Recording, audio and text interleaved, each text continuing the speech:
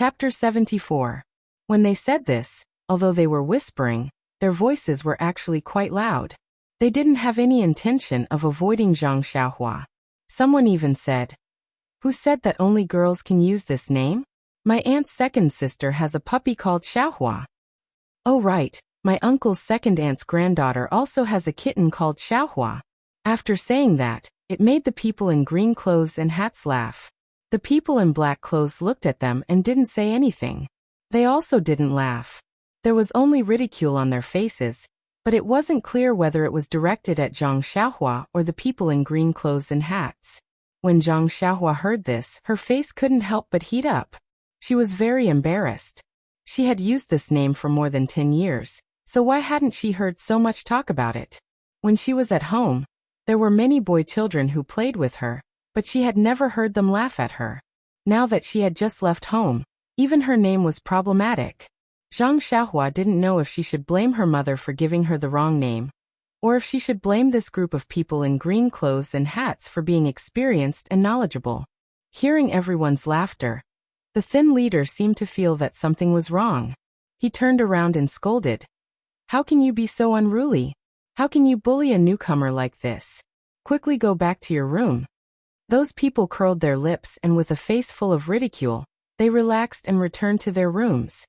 It was as if meeting Zhang Xiaohua had lifted their tiredness. When the people in black clothes saw that they had all left, the simple middle-aged man walked over and patted Zhang Xiaohua's shoulder. He didn't say anything, just smiled, and led them back to their rooms. Zhang Xiaohua noticed that their rooms were connected to the rooms on the right side of the courtyard. When the thin bamboo-like young man saw that everyone had left, he also walked forward with an apologetic smile and said, "Hello, Zhang Xiaohua. My surname is Tian, and my name is Chengxi. Everyone calls me Brother Xi. I'm the manager here." Those people just now didn't know anything, so please don't mind them. They don't have any bad intentions. They were just bored in the villa and wanted to have some fun. If you get along with them for a long time, you will know. Right, Elder Yu? Oh, that one-armed old man. How did he arrange for you? Zhang Xiaohua gratefully looked at the smiling young man and said, "I haven't said anything yet. Elder Yu hasn't returned yet. I don't know what to do with me." Tian Zhongxi said, "Why don't you come with me first and stay in my room for a while until Elder Yu comes back?" Zhang Xiaohua hesitated and said, "That's not good. I'll wait here." However, Tian Zhongxi picked up Zhang Xiaohua's small bag from the stone table and did not allow him to hesitate. He said, "Let's go. It's okay. It's already dark and the wind at night is very cold. Don't catch a cold. If you get sick before you start farming, wouldn't it be very bad?" After saying that, he walked away. Zhang Xiaohua helplessly followed behind, but his heart was filled with gratitude. Tian Zhongxi's room was the first in the inner door. It was a very simple room with a table and 2 chairs. There were 2 Kong beds in the room. One of them had a bedding while the other had a cabinet. There were also some items on the ground that seemed to be placed neatly. Tian Zhongxi placed Zhang Xiaohua's bag on the table and poured a cup of water for Zhang Xiaohua from the teapot on the table. He said with a pleasant expression, "Drink some water first and wait here. If it's not enough, pour it yourself. I'll go wash my face." Zhang Xiaohua thanked him and took the teacup. He hadn't had a sip of water since lunch. He was so thirsty that his throat was smoking. He didn't stand on ceremony after taking the teacup and drank it in one gulp. Then he poured another cup and drank it in one gulp before putting down the teacup. Tian Zhongxi handed the teacup to Zhang Xiaohua and took out a copper basin from the door to wash his face. While Zhang Xiaohua was waiting for Tian Zhongxi to return, he heard a shout from outside. "Zhang Xiaohua! Zhang Xiaohua, where are you?" Zhang Xiaohua knew that something was wrong and quickly ran out.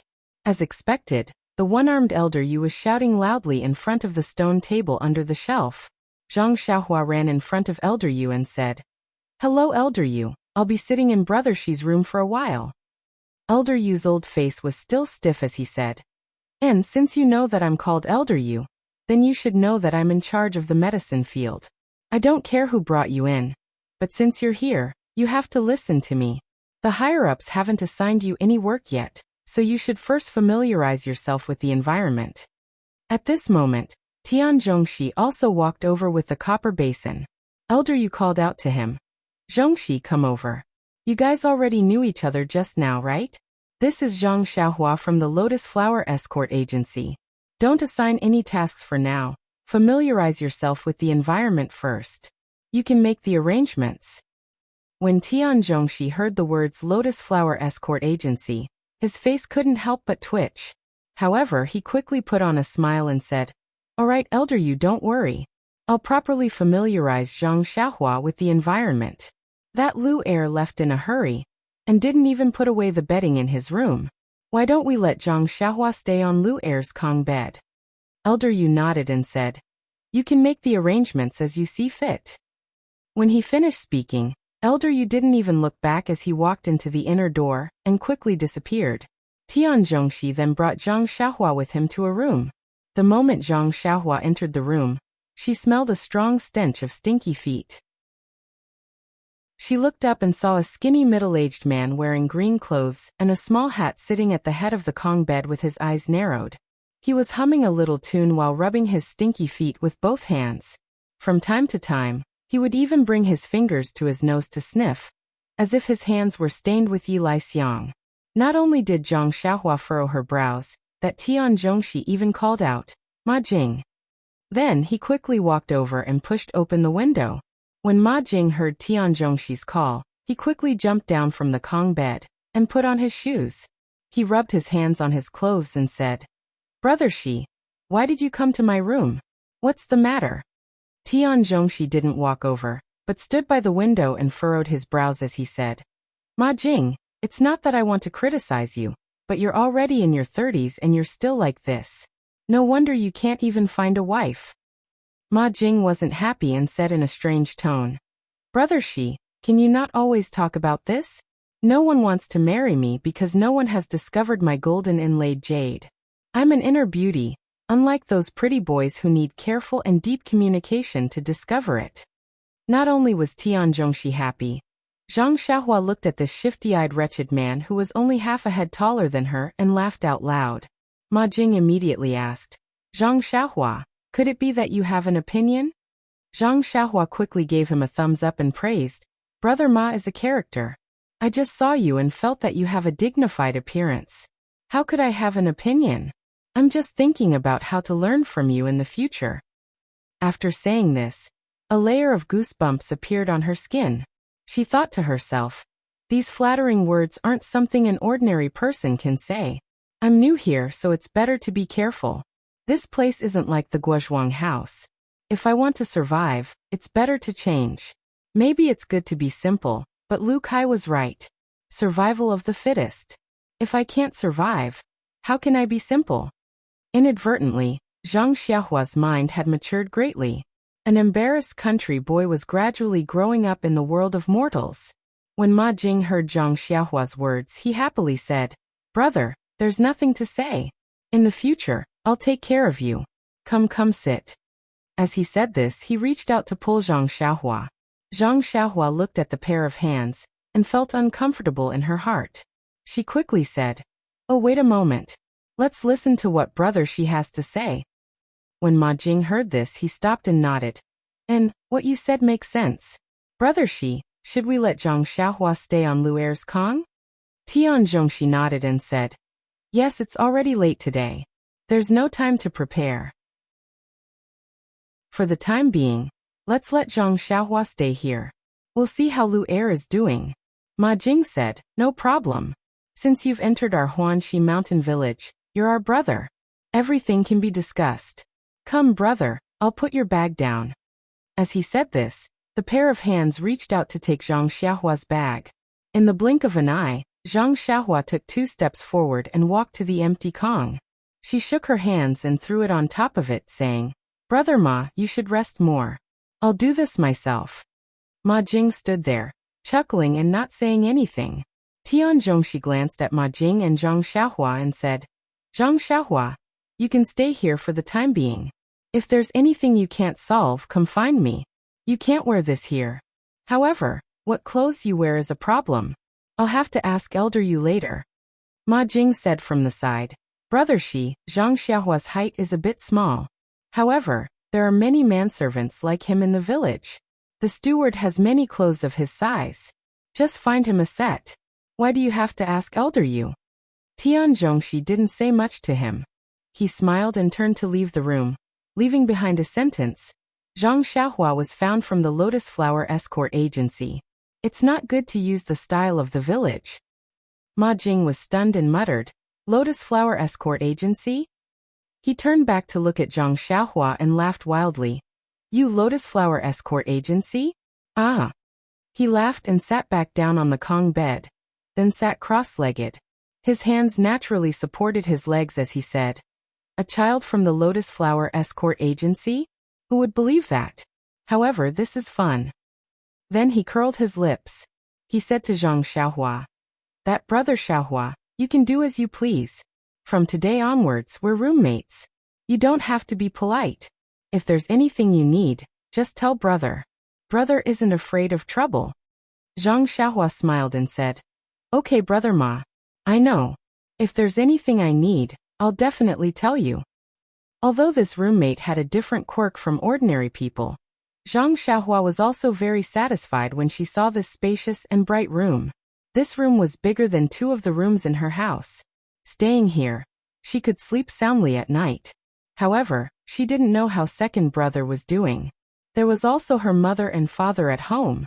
She had only left for a few days, and she was already missing them. However, Zhang Xiaohua immediately warned herself that she couldn't slack off or be homesick. Whatever she did now was so that she wouldn't bleed or lose her life in the future. It was all for the sake of her family's safety in the future. With this thought, the homesickness gradually faded. Please add it to your collection. Thank you. Chapter 75. Zhang Xiaohua tidied up the bedding on the Kong, opened his own bundle, and took out all the things he needed to use. Afterwards, he put the bundle into the small cabinet on the Kong. Although someone had lived on this Kong before, and Lu Er had just left, the things were tidied up neatly. Lu Er didn't leave anything behind, so Zhang Xiaohua didn't have to tidy it up for him. After tidying up everything, Zhang Xiaohua sat on the Kong, waiting to carefully look around the room. At this time, he heard his stomach rumble. Zhang Xiaohua blushed and stole a glance at Ma Jing. Sure enough, he was also looking in this direction. Ma Jing looked at Zhang Xiaohua and also looked at him. He laughed and said, Brother Xiaohua, you must be hungry. Don't worry, wait a moment and we'll go eat. Zhang Xiaohua nodded and said, okay. Ever since he ate a little at noon in front of the Misty Mountain Villa, and lifted the stone lock at the Lotus Flower Escort Agency in the afternoon, he hadn't eaten anything until now. He didn't feel anything, but after drinking some water in Tian Zhongxi's room, he felt extremely hungry. Fortunately, not long after, Ma Jing came down from the Kong, picked up the copper basin and washed his hands. He called out to Zhang Xiaohua and said, let's go, brother. Let's eat. Zhang Xiaohua happily followed behind Ma Jing and walked out of the room. The dining hall was inside the inner door. They walked through several inner doors in a disorderly manner. Zhang Xiaohua felt a bit dizzy as he followed Ma Jing. Each courtyard seemed to be the same size as the one they lived in. Some were occupied, while others were dark. Zhang Xiaohua didn't dare to ask too much, and just followed along. Just when he was about to get lost, he finally saw Ma Jing stop and walk into a brightly lit hall. The dining hall was very large, unexpectedly large. As for how big it was, Zhang Xiaohua couldn't tell. He could only see that there were 6 rows of tables in the rectangular hall. Each row had about a dozen tables. However, there didn't seem to be anyone eating at this time. The entire hall seemed empty. Ma Jing entered the hall and went straight to a corner. Zhang Xiaohua looked around the hall and followed behind Ma Jing. What a joke! There were so many tables. Who knew where to sit? However, when she sat in the corner, Zhang Xiaohua found that she was wrong. The other tables were empty. Only the table in the corner had bowls, chopsticks, and food. Where else could she sit? Ma Jing had already found a seat in front of the table and sat down. When Zhang Xiaohua approached, she found a problem. There were a total of 3 tables with food in front of her. One of the tables was empty, and the other 2 tables were full of people in green clothes and small hats. It seemed that there were no extra seats. Zhang Xiaohua couldn't help but wonder, where did Lu Er usually sit to eat? Ma Jing picked up the bowl and chopsticks and was about to eat. Seeing Zhang Xiaohua standing there, he was stunned. He looked up again and smiled, saying, "There are no seats. Xiaohua, you sit at the empty table." Zhang Xiaohua nodded, and was about to go over. At this time, a strange voice sounded. "You just came and you're already picky about food? You don't even look at yourself. You want to eat first-class food?" Zhang Xiaohua was stunned. She looked back and didn't see who said it. However, Zhang Xiaohua looked carefully at the food on the empty table, and then looked back at the food Ma Jing and the others were eating. Her heart couldn't help but move. There was indeed a difference. Not to mention what the food on the two tables were. Zhang Xiaohua couldn't distinguish clearly. However, from the plates and bowls, she could see the difference. The plates that Ma Jing and the others were eating were obviously bigger, and the number of plates were fewer. On the other table, there were obviously more plates, but the plates were smaller. Of course, the quality of the plates and bowls were different, but Zhang Xiaohua didn't know. At this time, even if Zhang Xiaohua was stupid, she knew that he couldn't eat on that table. What's more, Zhang Xiaohua wasn't stupid. She just didn't go out to the countryside and didn't see the world. Therefore, Zhang Xiaohua stopped. There was a trace of doubt in her heart. What did this Ma Jing mean? Just as he was thinking about it, someone else came in.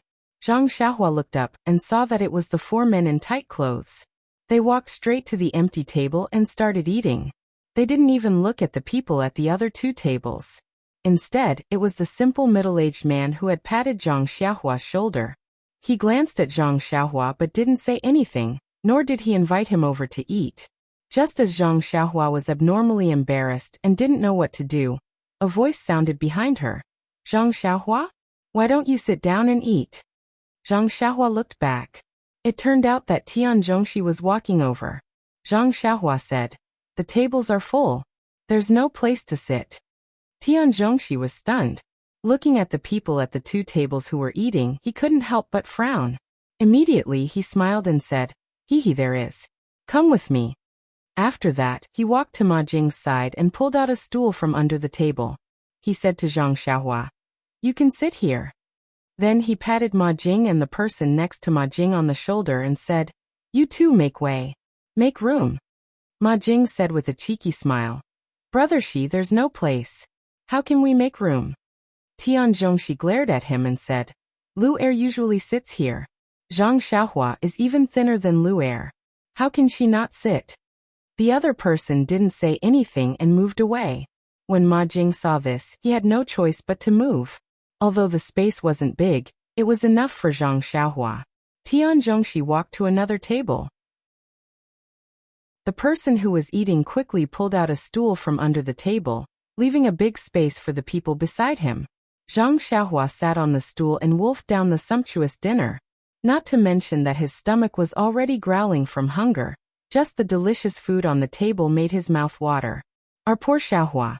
When had she ever seen such a sumptuous meal? This plate of meat, who knew how it was made? It was even better than braised pork. What was that plate of meat? It was even better than streaky pork. And this fish, why was its head so big? Where did its body go? And this staple food was also unusually sweet. Alas, if only Grandma could eat it. As he thought about it, Zhang Xiaohua ate slowly. At this time, he noticed that almost the people next to him had stopped eating. Everyone's eyes were fixed on his bowl. There were sneers, mockery, disdain, smiles, and gratification. There were also people who whispered, "One look and I can tell that they are from the countryside. They have never seen food before." Unfortunately, at this time, Zhang Xiaohua seemed to have adapted to everyone's gazes. He had a cool breeze on the mountain feeling. He ate by himself and ignored the gazes of others. When everyone saw this, they felt very bored and didn't pay attention to him anymore. However, they still ate and chatted. Zhang Xiaohua even noticed that those people were looking at other first-class meals while eating.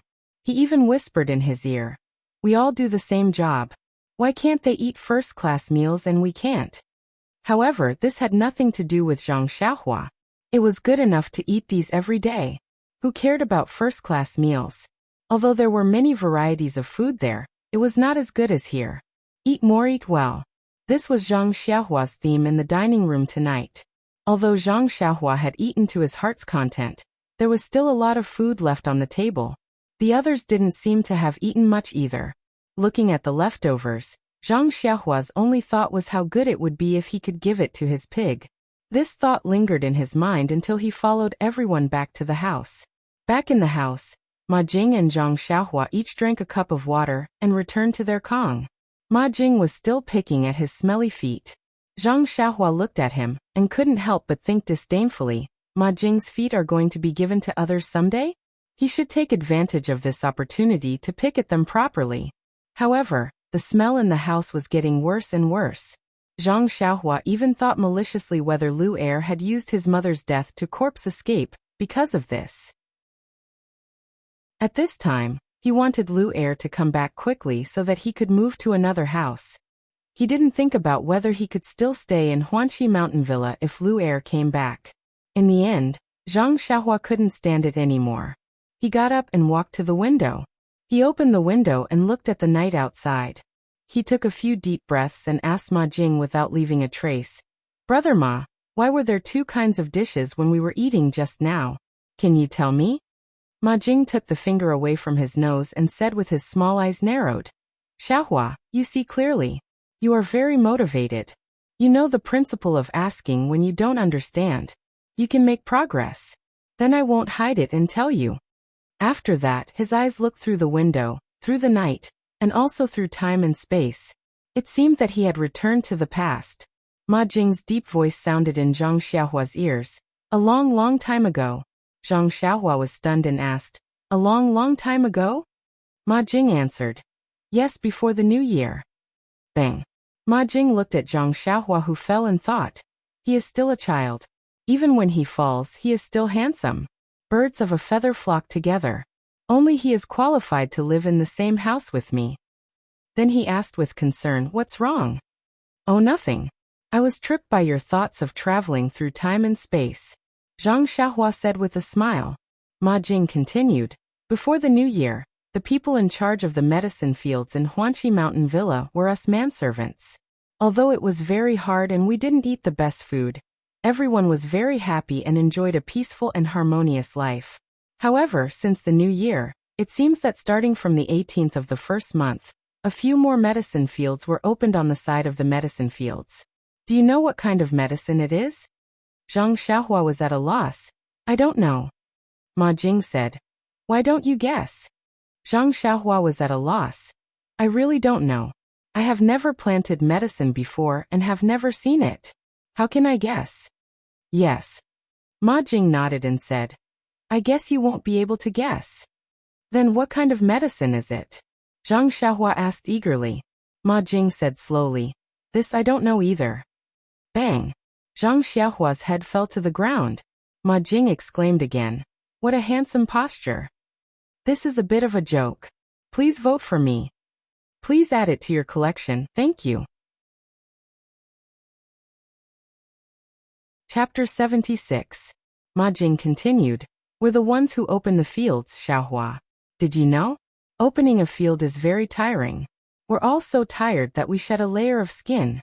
"That's right, have you opened a field before? And you're so young, so you definitely haven't.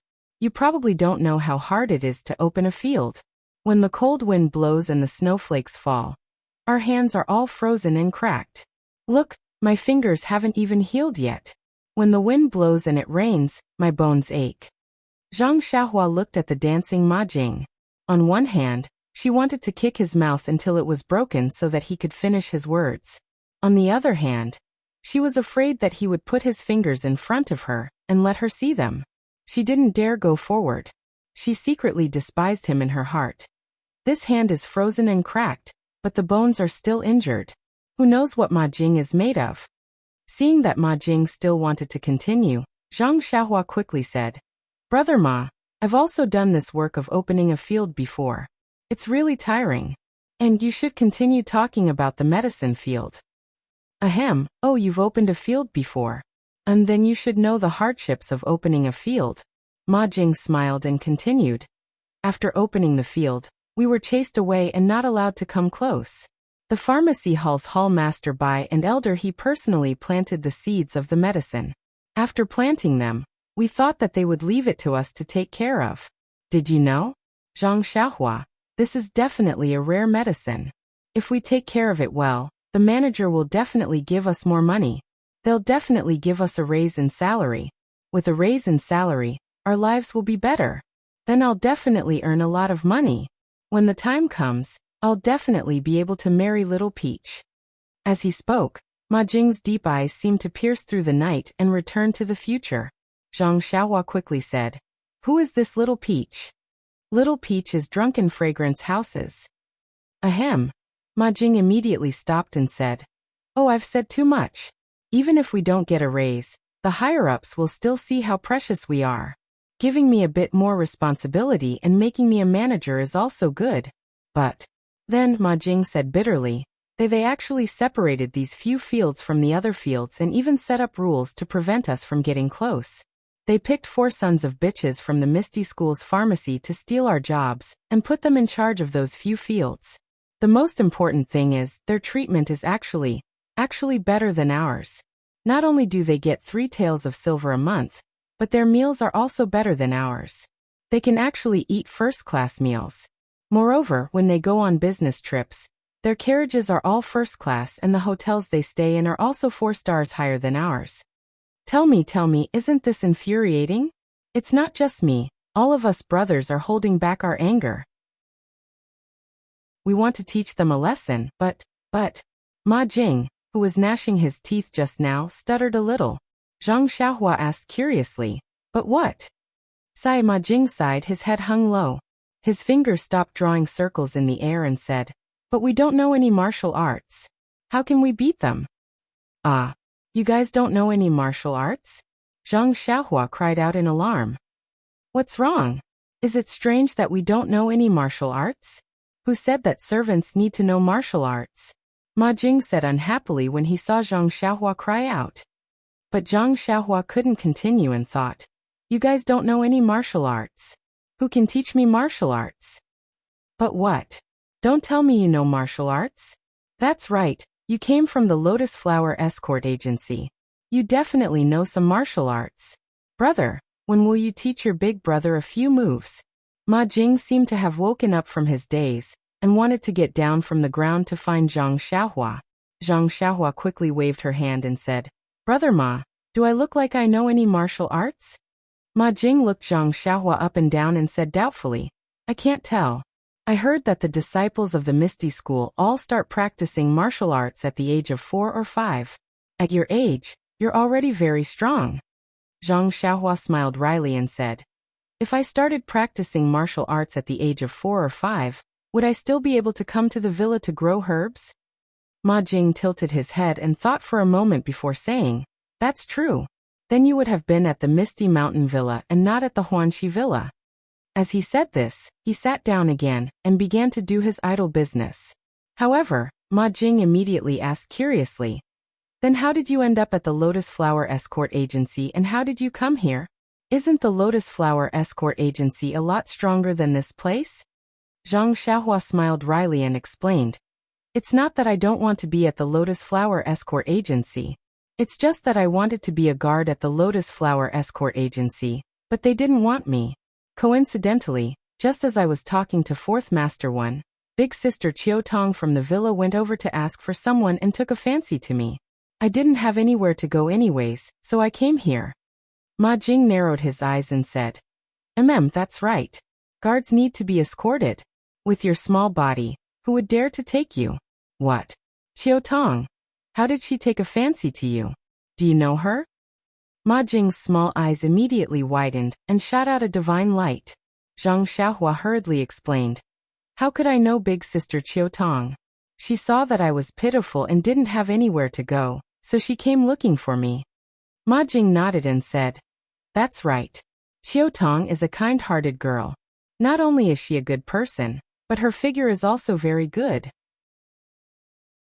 That chest sigh. Ma Jing's deep gaze seemed to pierce through the night and space to see Chiao Tong, who was busy taking care of Yan. Ma Jing mumbled to himself for a while and suddenly smiled mysteriously at Zhang Xiaohua.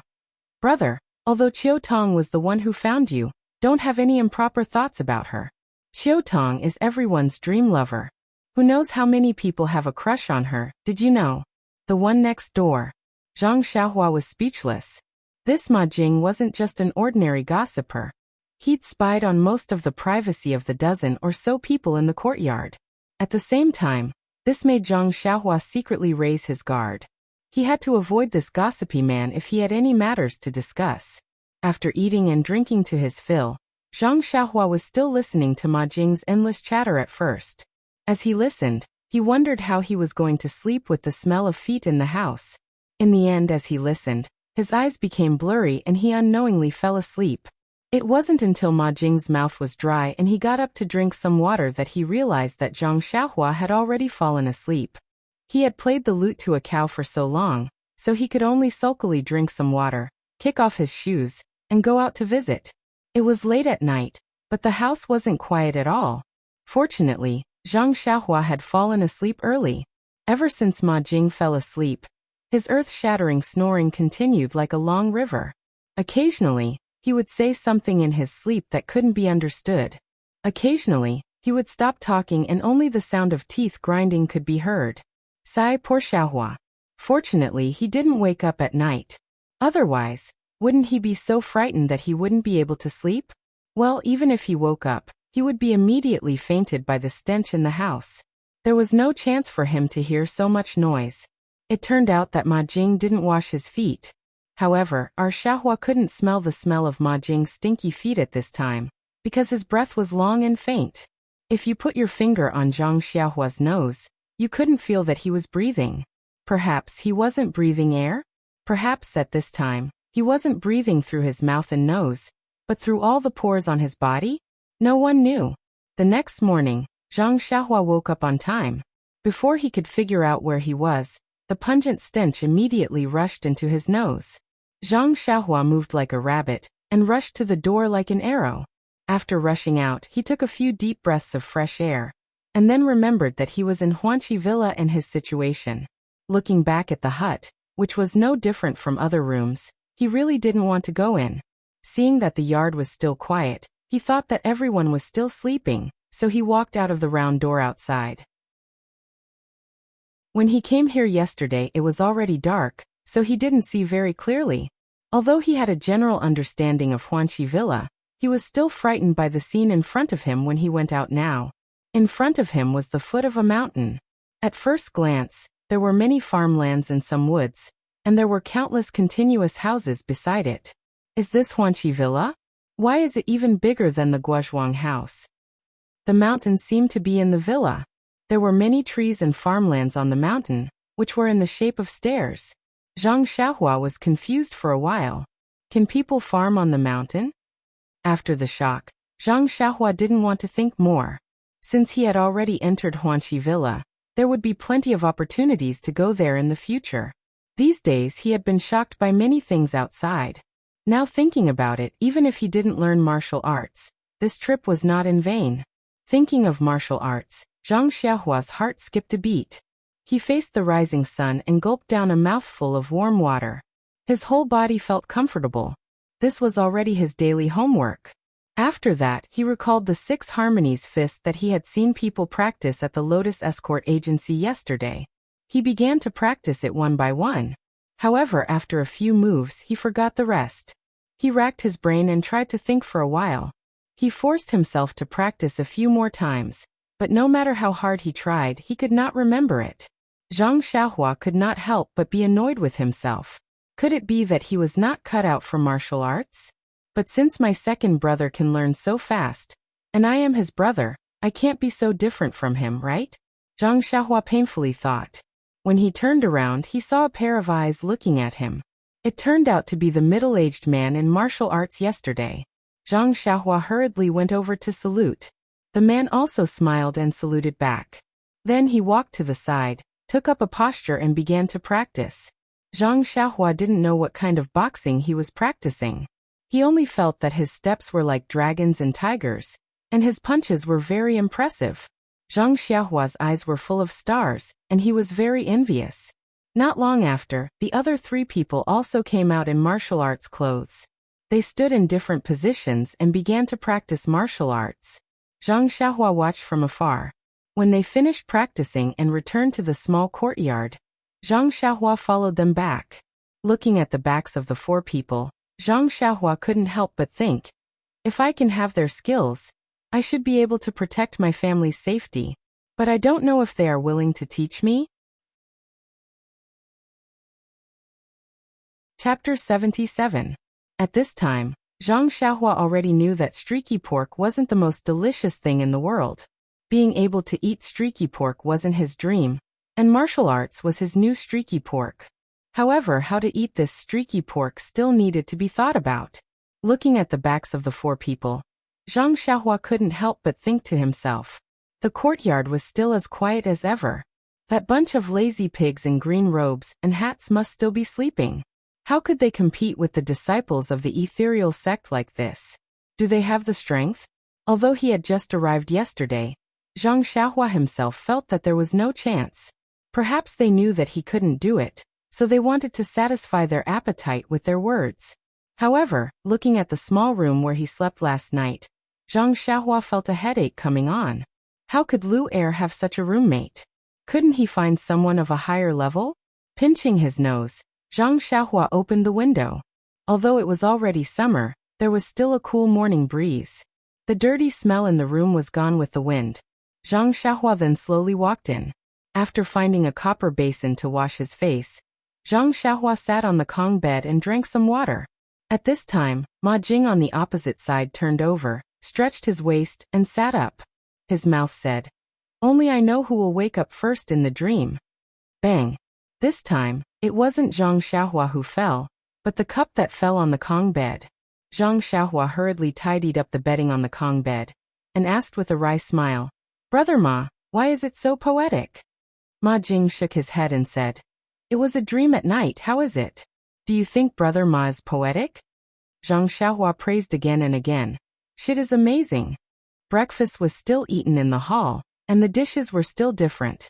Zhang Xiaohua already knew the reason, so naturally he didn't find it strange and ate with relish. The others could not do the same. They mocked and ridiculed them, throwing strange words at them, but the 4 of them did not seem to hear them at all. They continued to eat as if Zhang Xiaohua was carrying the food, and from time to time, the murderous glares directed at them were just side dishes. They hurriedly finished their food and left, leaving behind a bunch of resentful gazes. After everyone finished eating and left, Zhang Xiaohua patted his belly and left the dining hall. Looking at the leftovers on the table and thinking about how they ate, he couldn't help but wonder, wasn't the work in the medicine field heavy? Why did they eat so little? Did they have the energy to work? Zhang Xiaohua returned to the room and saw that Ma Jing had finished tidying up and was about to go out, so he quickly followed behind. However, when he passed the outer door, he was stopped by Tian Zhongxi. Tian Zhongxi smiled and said to Zhang Xiaohua, "Xiaohua, you're new here, so don't rush to work. You wait here for a while. I'll arrange it for them, and then I'll come over to greet you. You can first understand the situation with me." Zhang Xiaohua was stunned, and immediately responded, "Okay, you go ahead. I'll wait here." Seeing Zhang Xiaohua standing at the door, Tian Zhongxi took Ma Jing and the 4 people who were dressed in neat clothes and left first.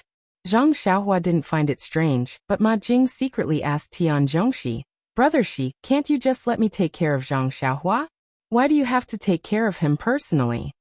Tian Zhongxi said, "Although Zhang Xiaohua came from the Lotus Escort Agency, his background and other things haven't been clarified yet.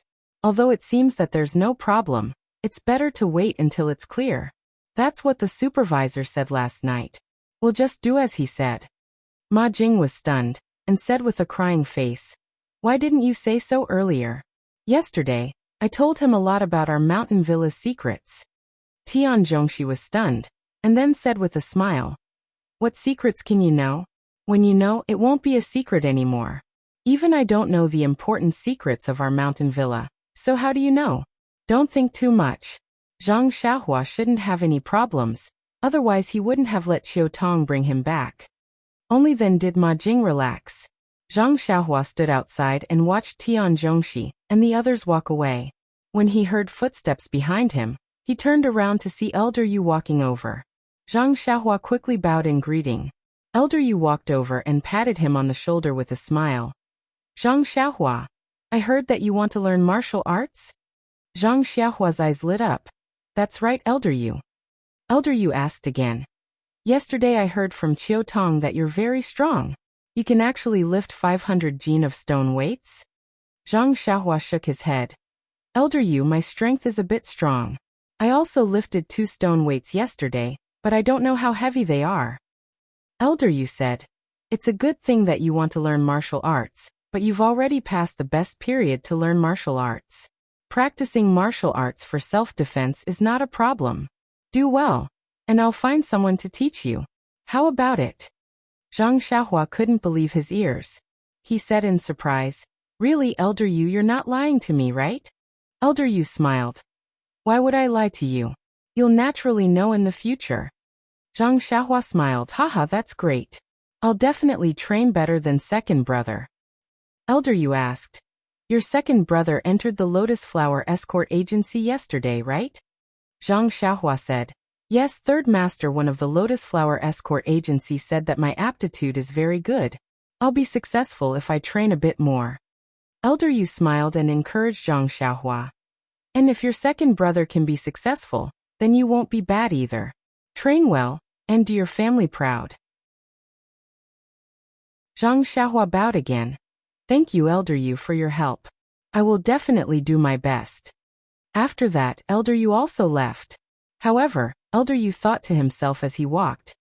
This Zhang Xiaohua looks like an ordinary child. It's fine if he's strong, but why does the young miss value him so much and want him to learn martial arts? Actually, Elder Yu didn't understand Oyan's intentions. Oyan didn't really think highly of Zhang Xiaohua. It was just that yesterday, Qiu Tong's love for Zhang Xiaohua had made her think of her own elder brother. She was just casually saying it out of compassion. Besides, it was just a matter of saying a few words for a high and mighty person like her to let a small guard learn some martial arts, let alone a child who had long passed the age of learning martial arts. Zhang Xiaohua stood outside the door and waited for a meal before Tian Zhongxi returned. He brought Zhang Xiaohua around for a stroll. It was just as Ma Jing had said. There were all kinds of strange plants in Huanxi Manor. There were grains, flowers, herbs, and so on. There were different people taking care of them. Tian Zhongxi and the others were in charge of planting these herbs.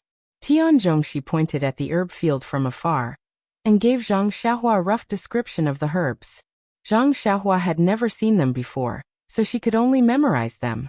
Fortunately, it was just planting, weeding, and watering. It wasn't much different from taking care of the crops.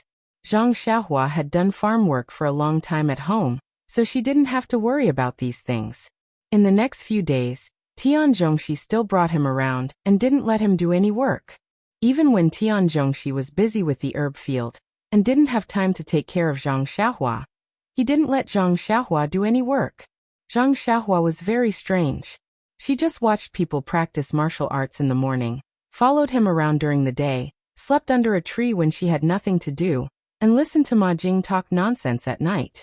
This simple life was very boring. Zhang Xiaohua had come here to learn martial arts, but he was thrown here instead. Although he had never eaten anything before, and heard things that he had never thought of before, he still felt uncomfortable. Not to mention the stinky feet in the house every night. In the beginning, Zhang Xiaohua also felt embarrassed that she had just arrived. But later she couldn't stand it anymore. She had to indirectly tell Ma Jing that it would be best if he could wash his feet before sleeping. But that Ma Jing still did things his own way. Don't you think this made Zhang Xiaohua feel vexed? In the end, Zhang Xiaohua had no choice but to open the window to sleep at night for some fresh air. However, it was the same every night before going to sleep. In the morning, Ma Jing would close the window again. The air in the house was still very dirty. Ma Jing must have woken up from the cold at night and got up to close the window himself. That afternoon, Ma Jing mysteriously looked for Zhang Xiaohua and whispered to her, "Xiaohua, do you think my feet are very smelly?" Zhang Xiaohua said embarrassedly, "It's not too smelly but a little." Ma Jing nodded and said, I know. From today onwards, you don't have to worry. Really? Zhang Xiaohua asked in disbelief. You've started washing your feet. No. Ma Jing shook his head and said, I just told Brother Shi about this. Brother Shi said to let you move into his house. Really? Brother Shi said that to you? Zhang Xiaohua asked. Yes, that's right. Brother Shi said that. Ma Jing nodded affirmatively. Zhang Xiaohua said gratefully, Brother Ma, you're really a good person. Thank you. Ma Jing chuckled and didn't say anything. He went out to the herb field. In the afternoon, Zhang Xiaohua packed her things, which were the small bag and a roll of bedding. In the small courtyard, the rooms were not locked. In the evening, she put her things on Tian Zhongshi's empty Kong bed. Before dinner, Ma Jing and the others came back. They didn't see Tian Zhongxi. Zhang Xiaohua naturally didn't thank Tian Zhongxi, and followed Ma Jing and the others to the dining room to eat. While they were eating, Tian Zhongxi came in. He was covered in dust and seemed to have not washed. As soon as he sat down, he picked up the bowl and chopsticks and quickly ate. The person next to him asked softly, Brother Shi, the water is not ready yet? Tian Zhongxi was eating and answered vaguely, Yes, not yet. I still have to do it later. Zhang Xiaohua saw that he was eating in a hurry and didn't dare to go forward immediately. When he was almost done eating and was about to get up to leave, she went forward and said, Brother Shi, thank you. I put the bedding on the Kong bed first. Tian Zhongxi was stunned and asked, Thank me for what? Where did you put the bedding? Zhang Xiaohua said strangely, Brother Shi, didn't you let me stay in your house? I put my bedding on the empty Kong bed. When Tian Zhongxi heard this, his face darkened and said, When did I tell you to stay in my house? Can you just enter other people's houses? After saying that, he didn't wait for Zhang Xiaohua to explain and hurriedly left. Please add it to your collection, thank you. Chapter 78. Tian Zhongxi's words were like a clap of thunder, shocking Zhang Xiaohua on the spot. What was going on? Zhang Xiaohua looked back at Ma Jing and saw that he was eating happily. It seemed that he had already hidden Little Peach in a golden house. The smile on his face was deeply hidden behind the wrinkles of his dark and thin skin. Under the light of the fire in the dining room, the excitement in his eyes could be seen. There was even a flush on his forehead. Zhang Xiaohua seemed to understand something and was furious. Although he was a country boy and had not seen much of the world, he was not someone who could be easily schemed against and bullied. He did not offend Ma Jing. He just advised him to wash his feet and pay attention to hygiene. He was tricked by him and made Tian Zhongxi despise him. This was too hateful.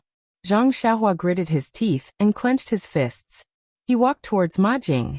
However, when he just took 2 steps, he saw Ma Jing's fearless look. Suddenly, an idea arose in his mind. It immediately extinguished the burning anger in his heart. If he went over like this, Ma Jing would not admit it. How could he be reasonable?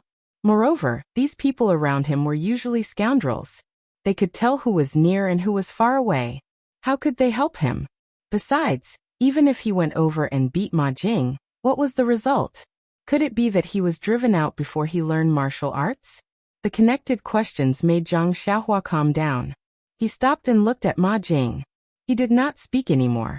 He returned to his seat and ate quietly. Apart from Ma Jing, the rest of the people in the green robes and small hats were all gossiping among themselves. Naturally, no one paid too much attention to it. But the middle-aged man next to him heard it clearly. He even saw Zhang Xiaohua's later actions clearly.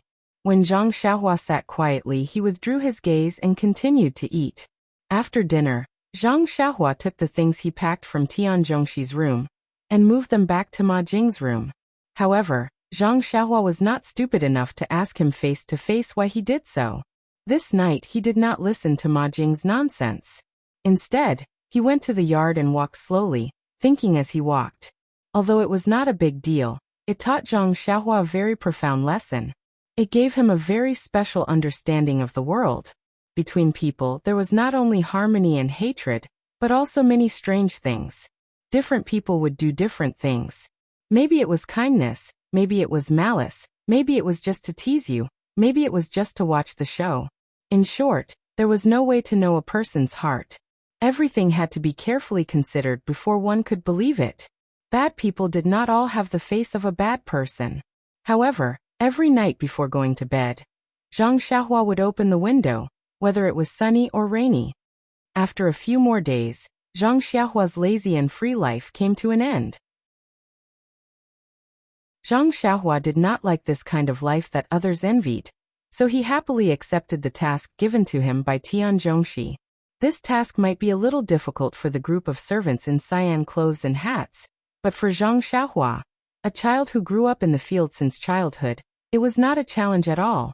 Early in the morning, Zhang Xiaohua wore the cyan clothes and hats brought by Tian Zhongxi and went out with Ma Jing in high spirits. His task was to learn all the work of the herbal field from Ma Jing as soon as possible. Looking at Zhang Xiaohua's happy appearance, Ma Jing could not help but secretly despise him. He was really a country bumpkin.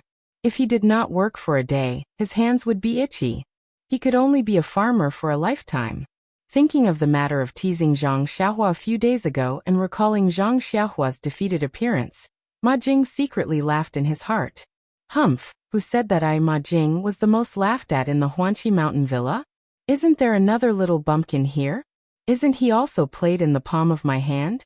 Ma Jing despised Zhang Xiaohua and could also tease him in daily life. But in the herbal field, Ma Jing did not dare to be careless at all. What to do and what to pay attention to, he meticulously told Zhang Xiaohua. He was very clear that the herbs in the Huanqi mountain villa were the most important. At this moment he made a little trouble for Zhang Xiaohua or neglected to mention a little. If something went wrong in the future, not only would Zhang Xiaohua be punished, but he would also be involved. Ma Jing was very clear about this point, so he did not dare to hide anything at all. Of course, Zhang Xiaohua did not know what he was thinking. She thought how difficult it would be to take care of the herbs, but along the way, she heard that there was not much difference between planting crops, only some subtle differences. So she wrote it down in detail.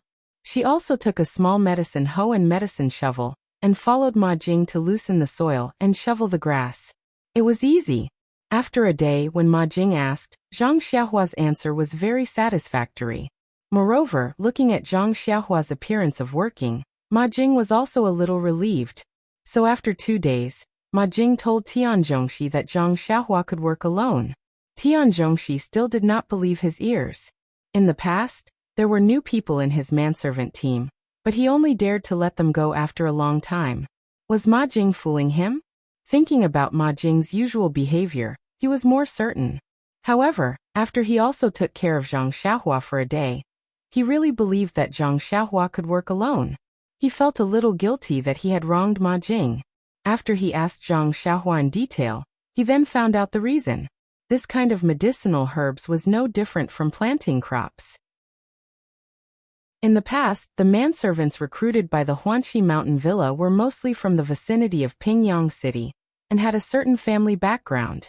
How could the poor children of farmers be qualified to be taken in by the Huanqi mountain villa?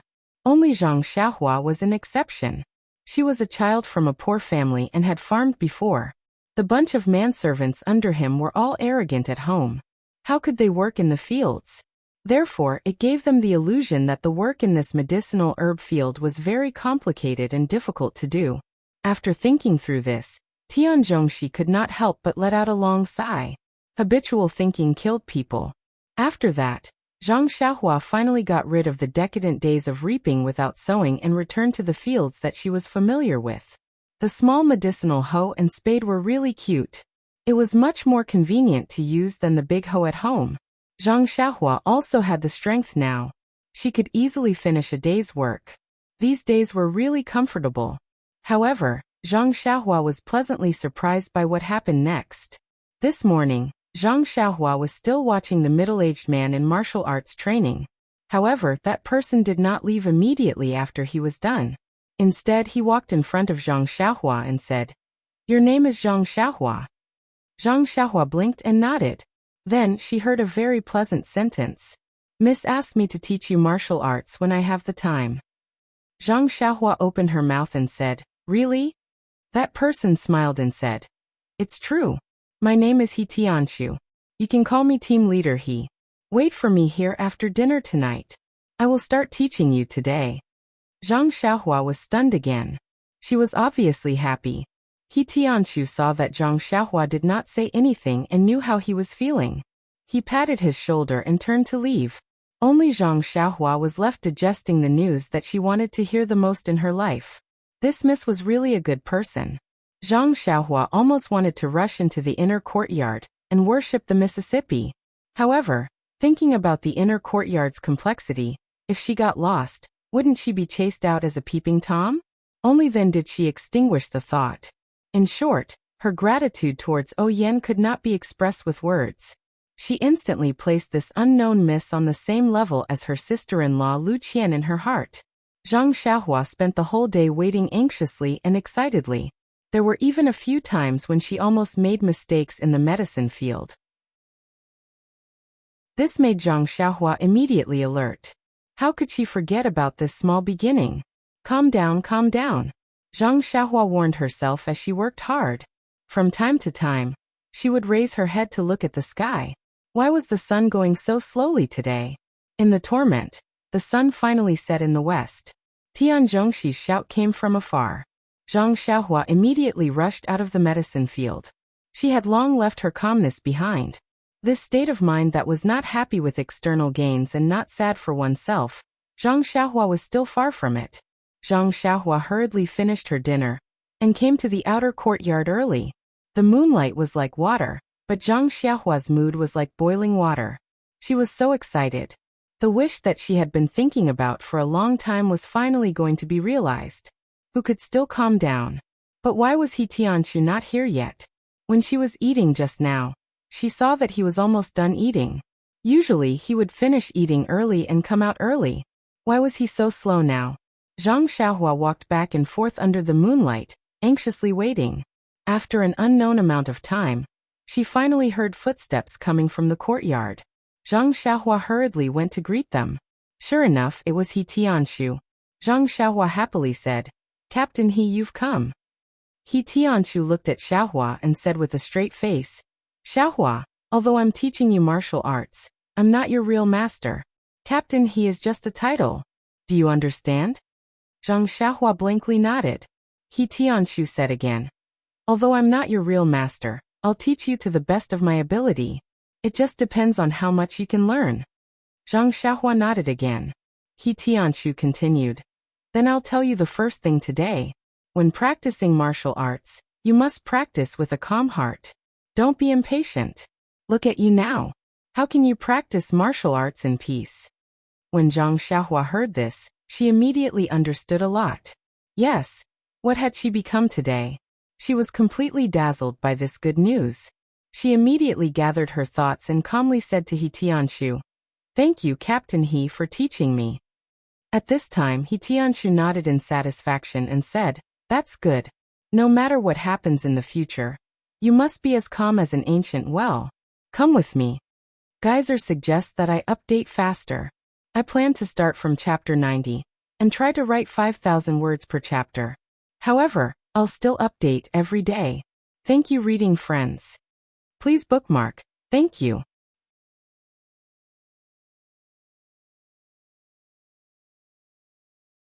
He took a big stride and jumped into the shadow of the wall. He swung his arms with all his strength and sucked in a breath of cold air. He thought to himself, "This brat, where did he get so much strength from? Judging from his strength, it should be more than 500 pounds. Careless. I almost made a fool of myself." The ancient said, "Even a boat can capsize in a ditch. Next time, I have to be more careful." What careful? Next time, I definitely won't give him this chance. I have to think of a way to beat this brat up. I'll let him stand like this for now and reduce his prestige. I'll let him stand until his waist and legs are sore. He stuck out his head with lingering fear and looked at Zhang Xiaohua. Only then did he pull himself together and walk back to his hut. Under the light, looking at the bruise on the lower part of his palm, He Tianshu could not help feeling a little stunned. He took some medicinal wine and slowly rubbed it. At the same time, he thought to himself, "To be honest, when Miso told me about this, I didn't care at all." This Zhang Xiaohua was a simple and honest good boy who had not seen the world. and was teased by the manservant in the villa. I also saw it in my heart, so I inevitably sympathized with him. But that was human nature. Moreover, in his view, Zhang Xiaohua was a manservant in the villa and had nothing to do with me.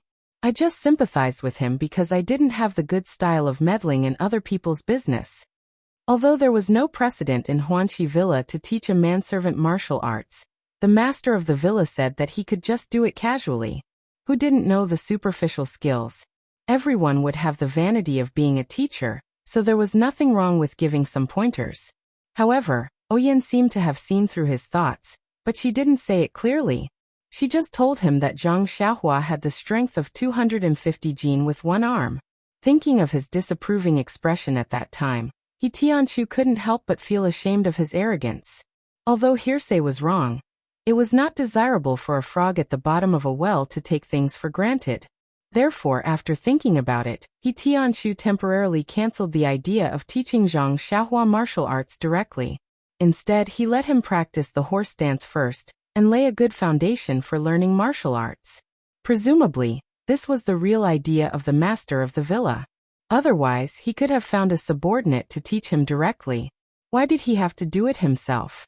Looking at the time, He Tianchu was about to get up and take a look at Zhang Xiaohua's pitiful appearance. Thinking back to the first time he performed the horse dance, he still felt a lingering fear. Just as he got up, he changed his mind and sat down again. He rubbed his already fine palm and laughed.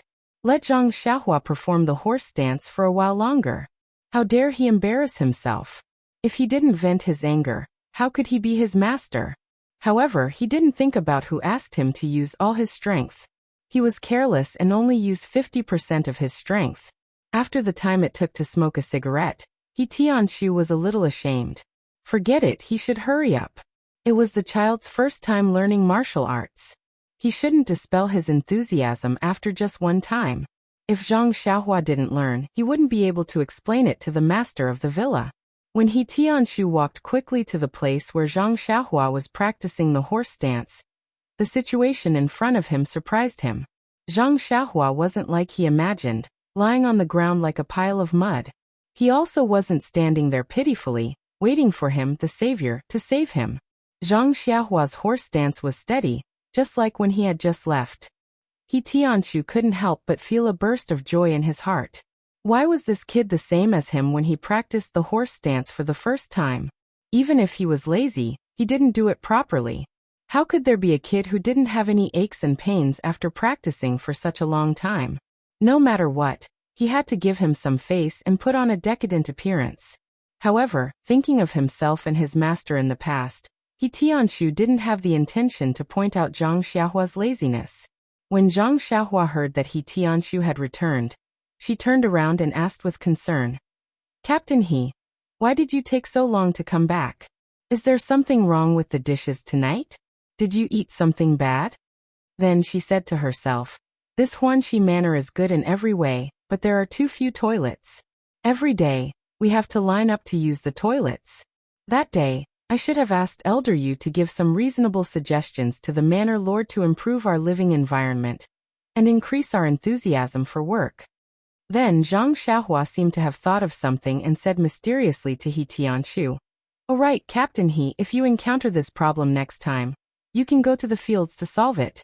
Don't line up there like an idiot. I always do this at home. The sky is so dark, no one will see. Moreover, isn't that good for the crops? Doing this is also a contribution to the manor." Bang! He Tianchu fell to the ground. Zhang Xiaohua hurriedly asked, Captain He, what happened?" Looking at Zhang Xiaohua's expression, she really wanted to help He Tianchu up. However, without He Tianchu's instructions, she still remained in the horse dance and didn't dare to get up. He Tianchu jumped up from the ground like a carp and said in a bad mood, "It's nothing, I just stepped on dog poop." Zhang Xiaohua suddenly understood and said, "Oh, I see. This dog is too much. Why doesn't it know how to poop in the fields?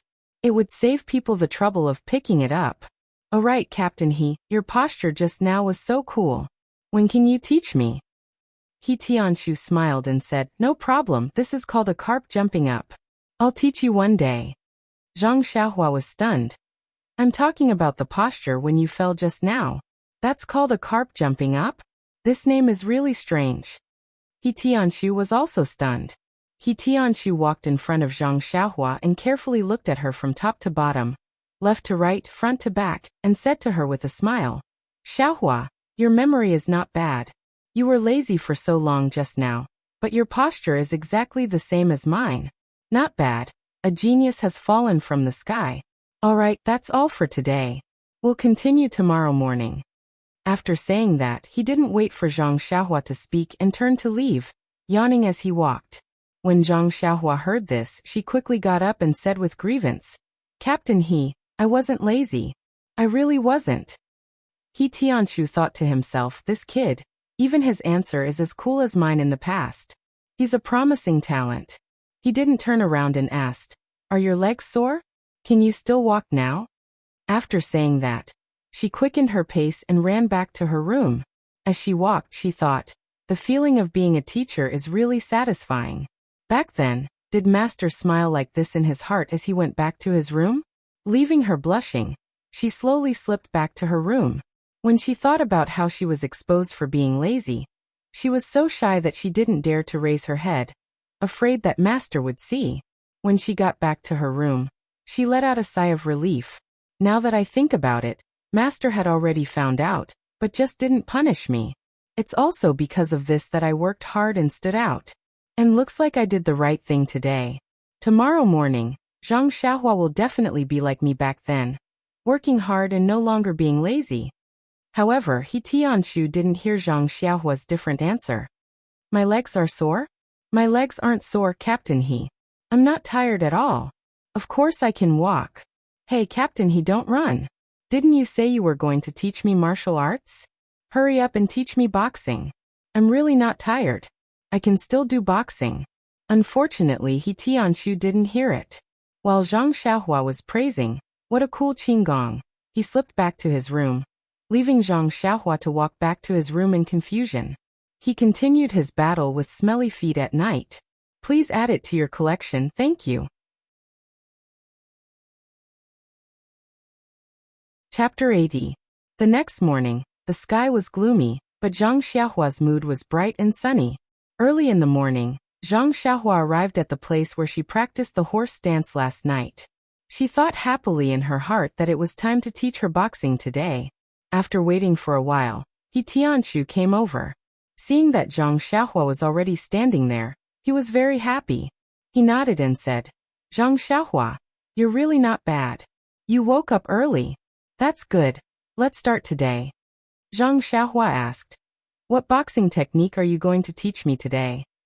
He Tianshu was stunned. Boxing technique? He, don't be in a hurry. First practice the horse stance well. The horse stance is the foundation of boxing. If you don't practice the horse stance well, your lower body won't be stable. As the saying goes, if you want to practice martial arts, first practice the horse stance, or practice the horse stance for 3 years. Once your lower body is stable, it'll be easy to learn anything. Zhang Xiaohua opened her mouth wide. What? I have to practice the horse stance for 3 years? What else can I learn? Right, what's the lower body? He Tianshu smiled and said, 3 years is just a metaphor, but it's also possible that you have to learn the horse stance while practicing boxing. Anyway, if you don't practice the horse stance well, it won't be easy to master boxing. The lower part refers to the area below your waist. Only when your legs are stable can you not be at a disadvantage in a fight. Oh right, didn't you see how you punched me yesterday? Although you used a lot of strength, you didn't notice my legs, right? I used the horse stance at the last minute. Didn't you feel that I was standing very steadily yesterday? That's right. If the lower body is floaty and your punch makes me retreat, you'll have the upper hand. If you continue to fight, you'll be suppressing me. If I want to take the upper hand and beat you, it'll be very difficult. Do you understand? Zhang Xiaohua nodded as if she didn't fully understand. Then she asked weakly, Captain He, what's the upper hand? He Tianshu immediately assumed the horse stance and stood there firmly saying, That's a good question, but I won't answer it today. You'll slowly understand it in the future. Alright, let's begin today's lesson. Zhang Xiaohua, Continue assuming the horse stance, the same stance I taught you yesterday. Continue. Of course, it's difficult at the beginning, but you must persevere. Don't think about slacking off. At the beginning, you only need to persevere for the time it takes to brew a cup of tea. Take a rest, then continue. If you can persevere for 1 or 2 months and persevere for a meal, or even better, then I can teach you fist techniques. Zhang Xiaohua said in surprise. Captain He, you said that I can hold it for a meal's time? He Tianshu nodded and asked curiously. Yes, what's wrong? Practice. He Tianshu was to practice. Captain He Tianshu's is. Master He Tianshu understood, and said with a smile, it doesn't matter if it's breakfast or dinner. You have to do it to my satisfaction. Zhang Xiaohua said resentfully. Okay, I got it. I'll do the horse dance for you now. With that, she faced the east, raised her head, and put her hands on her waist. She took the horse dance steadily. He Tianshu smiled as he looked at Zhang Xiaohua's movements. He pointed out a few small mistakes, nodded and praised. Zhang Xiaohua, not bad. You still remember what I taught you yesterday. Let's see how long you can hold it. If you're tired, let me know and you can rest. Zhang Xiaohua didn't say anything after answering. Her eyes looked at the gloomy sky in the distance, as if she wanted to find the sun there. He Tianshu also walked to the side and began his daily practice. At this time, the other 3 also came out and found a place to practice. He Tianshu was practicing the 1,000 leaves palm today. When he first started, he paid attention to Zhang Xiaohua and waited for him to say that he was tired, so that he could let him rest first. But as he practiced, he started to focus on his own palm technique, and put everything else to the back of his mind. The 1,000 leaves palm was very complicated, and it took a lot of effort to practice it from beginning to end. He Tianshu didn't practice it often, so sometimes there would be some inconsistencies. But today, for some reason, from the first move to the last move, it was very smooth. When He Tianshu exhaled and finished, he heard a burst of cheers from the side. He couldn't help but feel a little smug and thought, this group of little brats, they can tell that my 1,000 leaves palm has improved. How rare. As he thought, he turned around and said, you guys. Halfway through, he swallowed the rest of his words. Why? There was no one around He Tianshu to watch.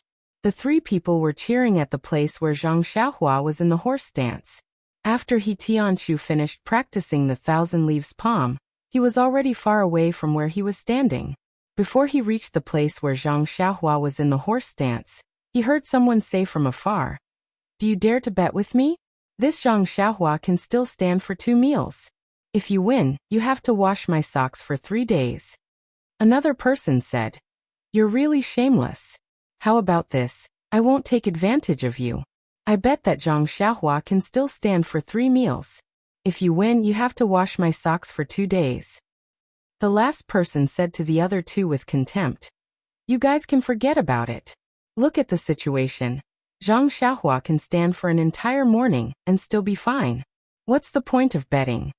Then the 3 people said in unison, Zhang Xiaohua, you can do it. Zhang Xiaohua, you can do it. He Tianshu walked closer and sternly scolded. What are you guys doing? Why aren't you practicing? When the 3 people saw that He Tianshu had come, they all rushed forward and talked at once about what had happened. It turned out that when the 3 of them came to practice, they had already seen Zhang Xiaohua in the horse stance, but they didn't pay much attention to it. After all, they had all practiced the horse dance before, so they didn't get too engrossed in the practice.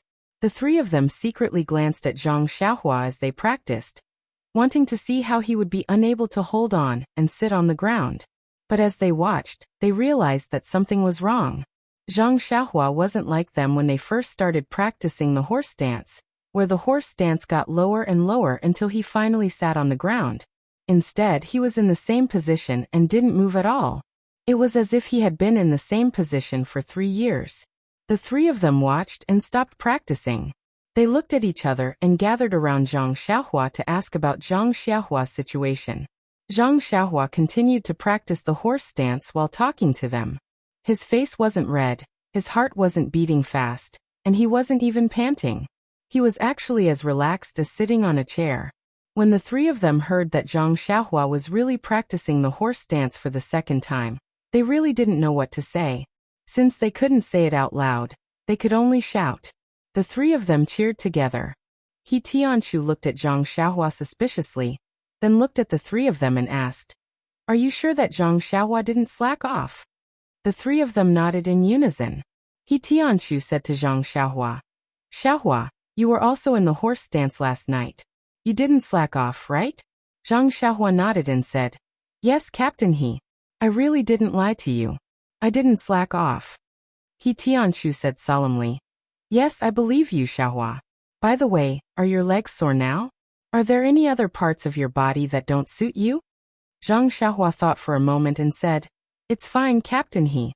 My legs are a little sore, but there's nothing else on my body that's uncomfortable." He Tianshu thought for a moment and said, "Zhang Xiaohua, if you were to stay in the horse dance the entire time, how long do you think you could stay in it?" Zhang Xiaohua thought for a moment and said, "Probably until noon. I feel quite relaxed." He Tianshu's expression changed, and was about to say something when Zhang Xiaohua saw that He Tianshu's expression had changed. She quickly said, "Captain He, if I persevere a little longer, I can still stay in it for a little longer. It's not impossible for me to persevere until night time. This way you should be able to teach me martial arts." He Tianshu's expression became even more gloomy as he asked sternly, "Zhang Xiaohua, tell me the truth. Have you really never practiced martial arts before? Have you never practiced the horse dance before?" Zhang Xiaohua was still in the horse dance and didn't dare to move. She said anxiously, "It's true, Captain He. Before I met you, I really didn't practice martial arts. This is the first time I've heard you talk about the horse dance." He Tianshu thought for a moment and realized that it was true. When he was teaching yesterday, Zhang Xiaohua's movements were very stiff. She really didn't know how to do the horse dance. Moreover, if she had practiced martial arts before, there was no need to lie to him. Having a foundation was better than having no foundation at all. Suddenly, a thought flashed across He Tianshu's mind like lightning. Could this Zhang Xiaohua be a martial arts genius? However, when he looked at Zhang Xiaohua's ordinary face, childish expression, and slightly thin figure, he couldn't associate her with the word genius at all. For the first time, He Tianshu doubted his own point of view. Aren't all geniuses as handsome as me? Just as He Tianshu was thinking, someone beside him said, "Captain He, it's time to eat. Otherwise, it'll affect the morning's work." He Tianshu nodded and said, "Okay, let's hurry to the dining hall. Work is more important. What's the length of those herbs? Everyone will be affected." After he finished speaking, he led everyone into the small courtyard and rushed to the dining hall. Only Zhang Xiaohua, who was still in the horse dance, was left there crying and shouting, "Captain He, I'm hungry too. What should I do?" He Tianshu, who had already run to the small courtyard, slapped his head and said, "I forgot about Zhang Xiaohua." He quickly turned around and shouted, "Xiaohua, I'll let you pass. Hurry and eat. If there's anything else, we'll talk about it at night." Zhang Xiaohua responded and stood up. She was as nimble as a rabbit, without the slightest pain in her waist and legs. She followed the four people and rushed to the dining hall. In the dining hall, the people in green clothes and hats had already finished eating. When they saw Zhang Xiaohua rush in, everyone had a look of schadenfreude. When Zhang Xiaohua sat down and didn't pick up her chopsticks, Tian Zhongxi came over and said, "Zhang Xiaohua, I know you're young and growing. It's inevitable that you're sleepy, but you also have to know your limits. You can't be too late. I won't pursue this matter this time, but if you're so late next time, I'll deduct your wages. Do you understand?" Zhang Xiaohua wanted to explain. Tian Zhongxi immediately said earnestly, "Don't say so many reasons. Being lazy is being lazy. Being late is being late. I've heard from Ma Jing. Don't find any excuses. I hope you can correct yourself in the future. If you correct yourself, you'll still be a good servant in Huanxi Manor." Then he patted Zhang Xiaohua's shoulder and walked away. Zhang Xiaohua looked up at Ma Jing. That guy smiled at Zhang Xiaohua, threw down his chopsticks, and slipped out of the dining hall. Zhang Xiaohua was disgusted. She thought, "Who did I provoke? I'm just a newcomer. I just want to practice martial arts. Why does this Ma Jing want to bully me?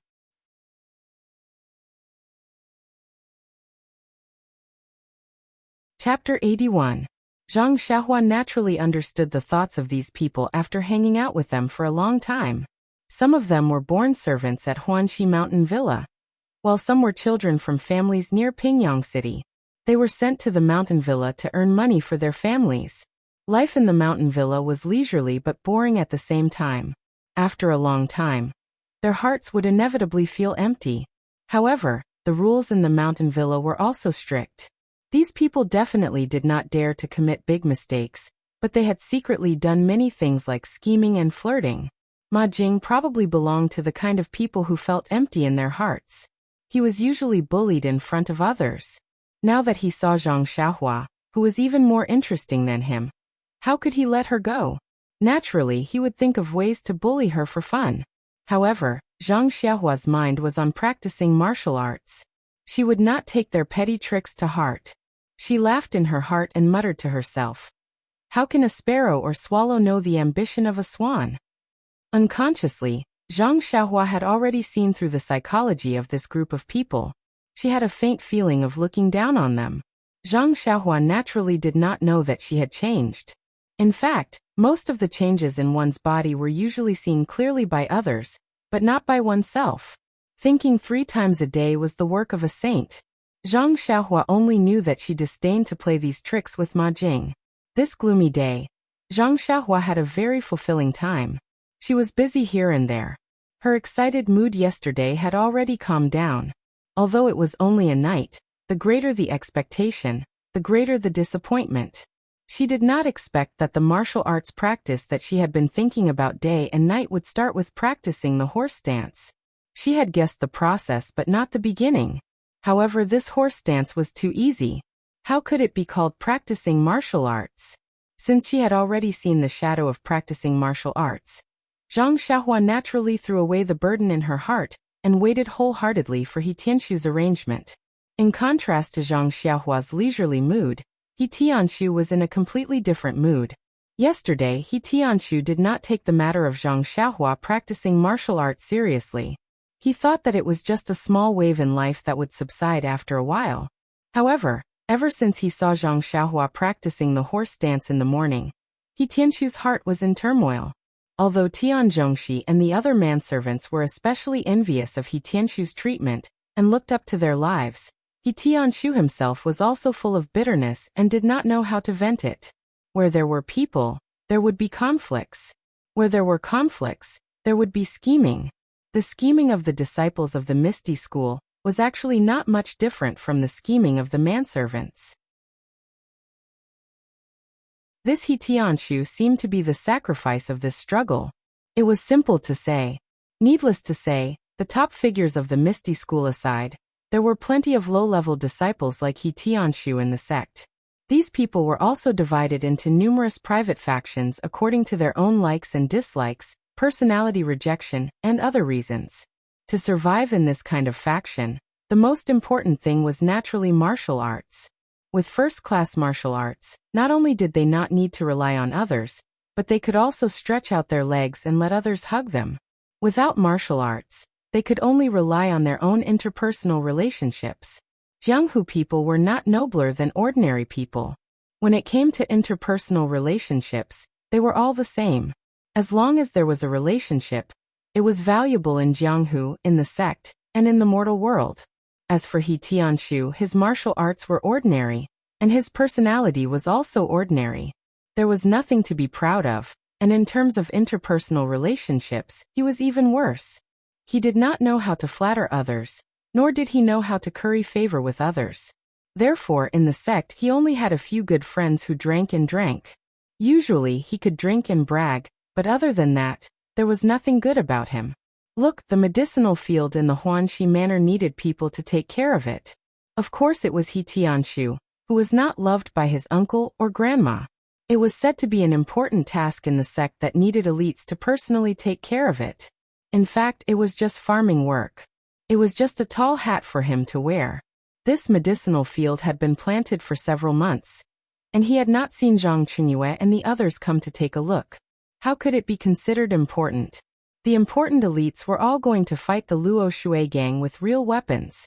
Thinking about the appearance of others waving their swords, and then looking at the exquisite little medicinal shovel in his hand, He Tianqiu felt a burst of tightness in his chest. However, Zhang Xiaohua's appearance seemed to give him a glimmer of hope. What did it mean to be a martial arts genius? Not only did it mean that he could create miracles, but it also meant that his status in the sect would rise. It meant that in the future, he would no longer have to work as a farmer in this small medicinal field. It was common sense that a father's status depended on his son. It was the same for a master to follow his disciple. Now that he thought about it, He Tianqiu somewhat regretted letting Zhang Xiaohua call him Captain He. If she had called him master earlier, then this genius disciple would not have been able to escape from the palm of his hand. However, with Zhang Xiaohua's naive appearance, it was likely that he would not have any other intentions. But thinking about Zhang Xiaohua's martial arts, He Tianqiu was once again at a loss. Martial arts were naturally divided into internal strength and external strength. As the saying goes, internally one's breath is cultivated. Externally one's muscles, bones and skin are cultivated. No matter what kind of martial arts one practiced, there must be conditions. Let's talk about internal strength first. Naturally, one must have the incantation for internal strength and the method to practice it. Not to mention that He Tianqiu's own internal strength was mediocre, the cultivation method was also very common in the Misty School. Even so, these cultivation methods could only be practiced by internal disciples of the Misty School. Privately teaching them to Zhang Xiaohua was absolutely out of the question. Otherwise, before Zhang Xiaohua, this genius, could cultivate her internal strength, the elders of the law enforcement hall would recover Zhang Xiaohua's internal strength. He would also be more miserable than the Huanxi mountain villa. At least here he could still eat first-class meals. At that time, he estimated that he could only eat plain tea and simple meals. In fact, there was another point, and that was that the mental cultivation method of internal strength was generally practiced from a young age. At that time, the meridians of the whole body were not fully formed. Early practice would help to stabilize the meridians and lay a good foundation for future development. At this time, Zhang Xiaohua's meridians had already formed, so it would be difficult for her to practice internal strength. Therefore, for the time being, He Tianqiu didn't think too much about internal strength. The only thing left was external strength. When external strength was practiced to a certain extent, it could reach the effect of external strength. It wouldn't necessarily be at a disadvantage when fighting with an internal expert. For example, the external expert Shernyo from the Misty School was younger than He Tianqiu, but his achievements were far beyond He Tianqiu's. However, there were also conditions to practice external martial arts. When Shernyo was young, he was also tall and big. His muscles were not comparable to ordinary people. This Zhang Xiaohua didn't seem to have that kind of capital. And the most important point was that to practice external martial arts, one must have the assistance of medicinal herbs. Think about it. Don't external martial arts practitioners use external forces to stimulate their bodies to make their bodies strong? After the stimulation, the body not only needed to be nourished with medicinal herbs, but also relied on medicinal herbs to recuperate. This treatment and recuperation could effectively improve one's skills. Otherwise, if you only relied on external forces to stimulate your body, then you could only wait for others to collect your corpse. It was simply impossible to enter Jianghu. Although Shernyo was powerful, he relied on mountains of medicinal herbs. Otherwise, why would there be the saying, "The poor study while the rich study martial arts"? It also made sense. Thinking of this, He Tianqiu also had a headache. Huanxi Villa had piles of medicinal herbs, but they were all from the Misty School. They were not He Tianqiu's own. He didn't have any courage to take them. Besides, if a pile of medicinal herbs could work, he could secretly use them. But this was not a pile of medicinal herbs that could work. He couldn't steal medicinal herbs every day. With so many worries, could He Tianqiu really calm down? Until after dinner, when He Tianqiu came to the same place, he still hadn't thought about what to do in the future. However, at this time he still had time to think about it. He thought that Zhang Xiaohua was not waiting for him there. He Tianshu couldn't help but be a little surprised. What's wrong with this kid? Yesterday he was still full of interest. Why is he slacking off today? No, he's the guarantee of my good life in the future. I must make good use of him. He turned around and was about to find Zhang Xiaohua when he heard the sound of running. He looked up and sure enough it was Zhang Xiaohua. When Zhang Xiaohua ran in front of him, He Tianshu's face became serious and he asked seriously, Zhang Xiaohua, why are you so late today? Is it because you feel that practicing martial arts is easy? Or do you feel that the horse dance is easy? Zhang Xiaohua saw that He Tianshu was angry and quickly explained, Captain, I didn't mean that. It's just that brother, she told me to have some other things to do, so I was delayed. When He Tianshu heard this, his brows relaxed. He nodded and said, and I know. If you don't have anything to do in the future, come earlier. As the saying goes, an inch of time is an inch of gold. The more time you have to practice martial arts, the more you can improve. Zhang Xiaohua nodded seriously and said, I know, Captain. He Tianshu continued, then let's start now. Let's get into the horse dance for a while. With that said, He Tianshu took the lead and got into the horse dance. Zhang Xiaohua didn't hesitate. She spread her legs apart and put her hands on her waist. She squatted down and steadily got into the horse dance. Seeing that Zhang Xiaohua had gotten into the horse dance, He Tianshu didn't waste any time. He told Zhang Xiaohua about the things to take note of and the benefits of getting into the horse dance. After he finished, He Tianshu asked, You're clear now, right? Do you feel that your lower body is stable? Zhang Xiaohua nodded in agreement. Then He Tianshu asked again, Does your waist and legs hurt? Zhang Xiaohua said, It doesn't hurt. It's just like normal. He Tianshu nodded to himself. She was indeed a genius. Then he said, Okay, then you can get up. Zhang Xiaohua stood up naturally as if she wanted to stand up from the chair. He Tianshu looked at her and nodded again. Then He Tianshu asked, You haven't learned any fist techniques before, right? Zhang Xiaohua said, I haven't learned it before, but I've seen people practice Liu Hequan at the Lotus Flower Escort Agency. He Tianshu nodded and asked, You still remember, right? Can you show it to me? Zhang Xiaohua said, No problem. With that said, she got into the starting position of Liu Hequan and was about to start practicing. Please add it to your collection, thank you. I've inadvertently become non-mainstream. That's good too. I don't have to do anything to attract attention.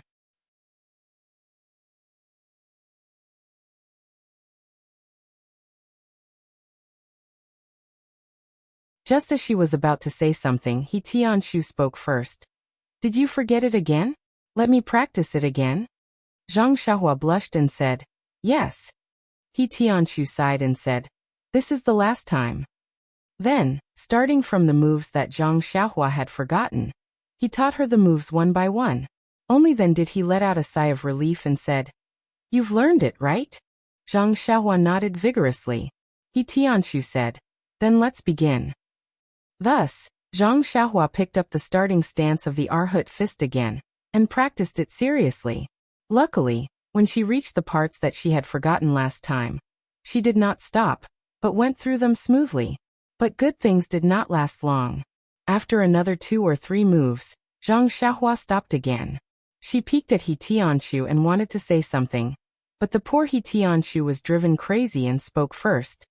Did you forget it again? Let me practice it again. Zhang Xiaohua cheerfully nodded. He Tianshu was so angry that he did not know what to say. He pointed at Zhang Xiaohua and said, Zhang Xiaohua, are you a genius? Or are you an idiot? The Arhut fist has a total of 18 forms, and it is the simplest fist technique for beginners. Geniuses can learn it once, and those who are slightly smarter can learn it again. The average person can learn it on the 3rd try. Even for me, my master said that I was as stupid as an ox. I was able to complete the entire set of the Arhut fist on the 4th try. This is the 5th time. How can you still only know 11 forms? Zhang Xiaohua carefully said, Captain, you've made a mistake. You practiced it 6 times. He Tianshu ignored him and continued to say, when other people learn martial arts, the most difficult part is the horse stance. You don't need to practice it at all, and you're doing it better than me. In the past, I endured this horse stance, so I know how difficult it is. Without great perseverance, it is impossible to be as stable as a rock. But you easily pass this obstacle.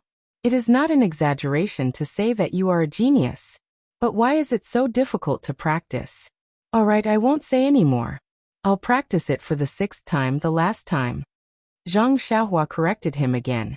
Captain He, if you practice it again, it will be the 7th time. He Tianshu waved his hand and said, I don't care if you practice it 7 or 8 times. This will be the last time. After saying that, he practiced it at the slowest speed he could, like a snail. He practiced it once. Then he let out a long breath and looked at Zhang Xiaohua with hidden bitterness. Zhang Xiaohua closed his eyes and thought for a long time before getting into his stance. But he still did not bring any good news to He Tianshu. When Zhang Xiaohua practiced to the 13th move, he still stopped and could not continue. Looking at He Tianshu, Zhang Xiaohua opened his mouth, but in the end, he did not say that sentence. He Tianshu looked at Zhang Xiaohua's aggrieved look, and had 1,000 complaints in his heart. He did not know what to say, so he stomped his feet and left in a flash. It was still that old saying. The greater the expectation, the greater the disappointment. This He Tianshu had hoped for his own future from Zhang Xiaohua. Seeing Zhang Xiaohua's martial arts aptitude, he really could not help but blame himself for being blind. In the night, He Tianshu waved his hand and did not take Zhang Xiaohua with him. He stood there in a daze, looking at He Tianshu's back as he left. He bit his lips and did not follow him. Instead, he frowned and thought for a long time. Then he got into the horse stance, picked up the Arhut fist starting stance, and started practicing it. But not long after, he stopped again. He had forgotten the later moves, so he tried to recall again and again. But in the end, he stopped again and repeated this several times. If He Tianshu was watching from the side, his nose would definitely be crooked from anger. Zhang Xiaohua practiced to the 13th move for the first time, to the 11th move for the second time, and to the 9th move for the 3rd time. In any case, the more he practiced, the more he forgot. In the end, he practiced the first 6 moves repeatedly, not forgetting them again. Such aptitude. Sigh. Not only was He Tianshu sighing, even Elder Yu, who was standing in the corner, shook his head slightly. Even if he had the strength of 1,000 jin, what was the use? Elder Yu, who came over to peek, sighed in his heart and returned to his room. Only Zhang Xiaohua was left, practicing the 6 moves of the Arhut fist over and over again, afraid that he would forget even one move. Knowing that it was getting late, Zhang Xiaohua could not take it anymore. He tidied up and went back to his room to sleep. The room was still filled with a strange smell. Shaking his head, Zhang Xiaohua opened the window as usual. It was strange. It was already May. It was already very hot and stuffy at night without opening the window, but Ma Jing actually closed the window every day. This made Zhang Xiaohua puzzled. Lying on the Kong bed, Zhang Xiaohua's mind was still filled with moves. He tossed and turned, only the 6 moves of the Arhut fist, and slowly fell asleep. In the middle of the night, the dreamscape flickered. However, Zhang Xiaohua did not seem to feel anything in his dream. His 4 limbs trembled along with the flickering. The next morning, Zhang Xiaohua was still the first to go to the training area. He naturally assumed a stance and performed a set of the Arhut fist. No, it was the first 6 moves of the Arhut fist. Zhang Xiaohua was still very satisfied with himself. This time, he did not forget a single move. Not bad. However, when He Tianshu came to the training area, in Captain He's eyes, Zhang Xiaohua was not as satisfied as he looked. Captain He's eyes were red. He probably did not sleep well last night. He must have thought about it for a long time. It seemed that not only would people not sleep well when they were excited, but when they were extremely disappointed, it would also cause insomnia. Looking at Zhang Xiaohua repeating the 6 moves, no, there was a mistake. It was 5.5 moves. He Tianshu's heart itched. He wanted to go up and kick Zhang Xiaohua's butt. When he left last night, Zhang Xiaohua had learned 13 moves. How come he was only left with 5.5 moves? The fifth move should be to turn left, raise your left arm, and clench your right hand into a fist and punch forward from under your armpit.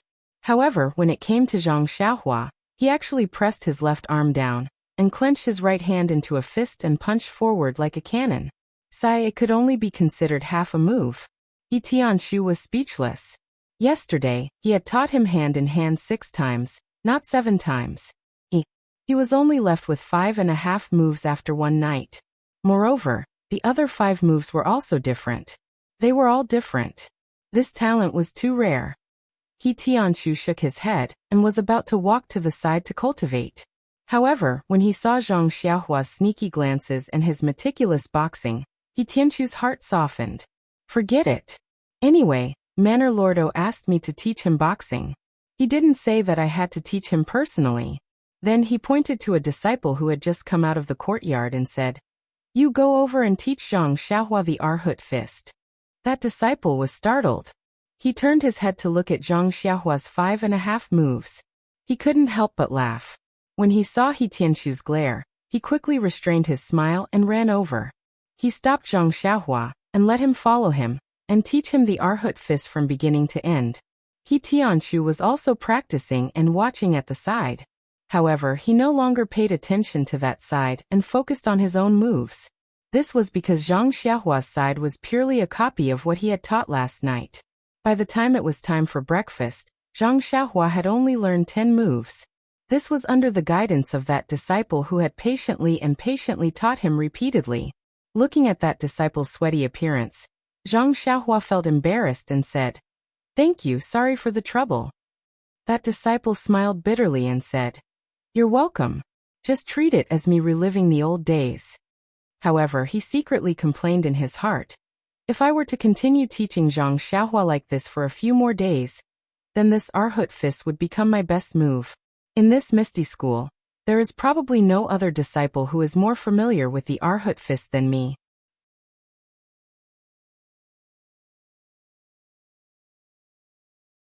Chapter 83. After a day of hard work, Zhang Xiaohua was already used to it, so he didn't feel tired at all. However, from morning till night, he kept recalling the moves of the Arhut fist in his mind. It was a very taxing task. Unfortunately, when he practiced again at night, the disciple who taught him in the morning was also speechless. Zhang Xiaohua actually forgot that there were only 6 moves left.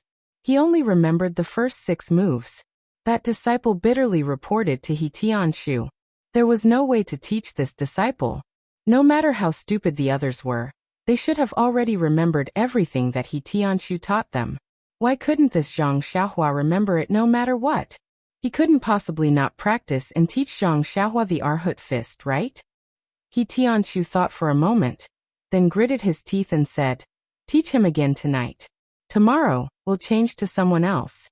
I don't believe that with the 4 of us, we won't be able to teach him the Arhut fist." That night, the results were plentiful. After the disciple taught him 7 to 8 times, Zhang Xiaohua actually completed all 16 moves of the Arhut fist in front of He Tianshu. The Misty School crowd watching from the side all had the same thought. Hard work pays off. Even an iron rod can be ground into a needle. The ancients didn't lie to me. When everyone happily returned to their rooms to sleep with the satisfaction of being a teacher, Zhang Xiaohua was still practicing the entire set of the Arhut fist over and over again. Unfortunately, after who knew how many times, Zhang Xiaohua started to forget the moves one by one. Poor Zhang Xiaohua didn't know what to do. He didn't know whether to continue practicing or not. If he didn't practice, he was afraid that he wouldn't remember, but if he practiced, he was afraid that he would forget. He was in a dilemma. In the end, he could only get into a horse stance. It wasn't until late at night that he slowly walked back to his room. The disappointed Zhang Xiaohua didn't know that a pair of eyes had been watching him in the night. It was the one-armed elder Yu who had come to see him last night. The next morning, Zhang Xiaohua's Arhut fist once again dealt a blow to the strong spirits of the Misty School crowd. The confidence that they had built up last night as a teacher instantly collapsed. He Tianshu looked at Zhang Xiaohua's 5.5 moves that were still full of mistakes and decisively changed to another disciple.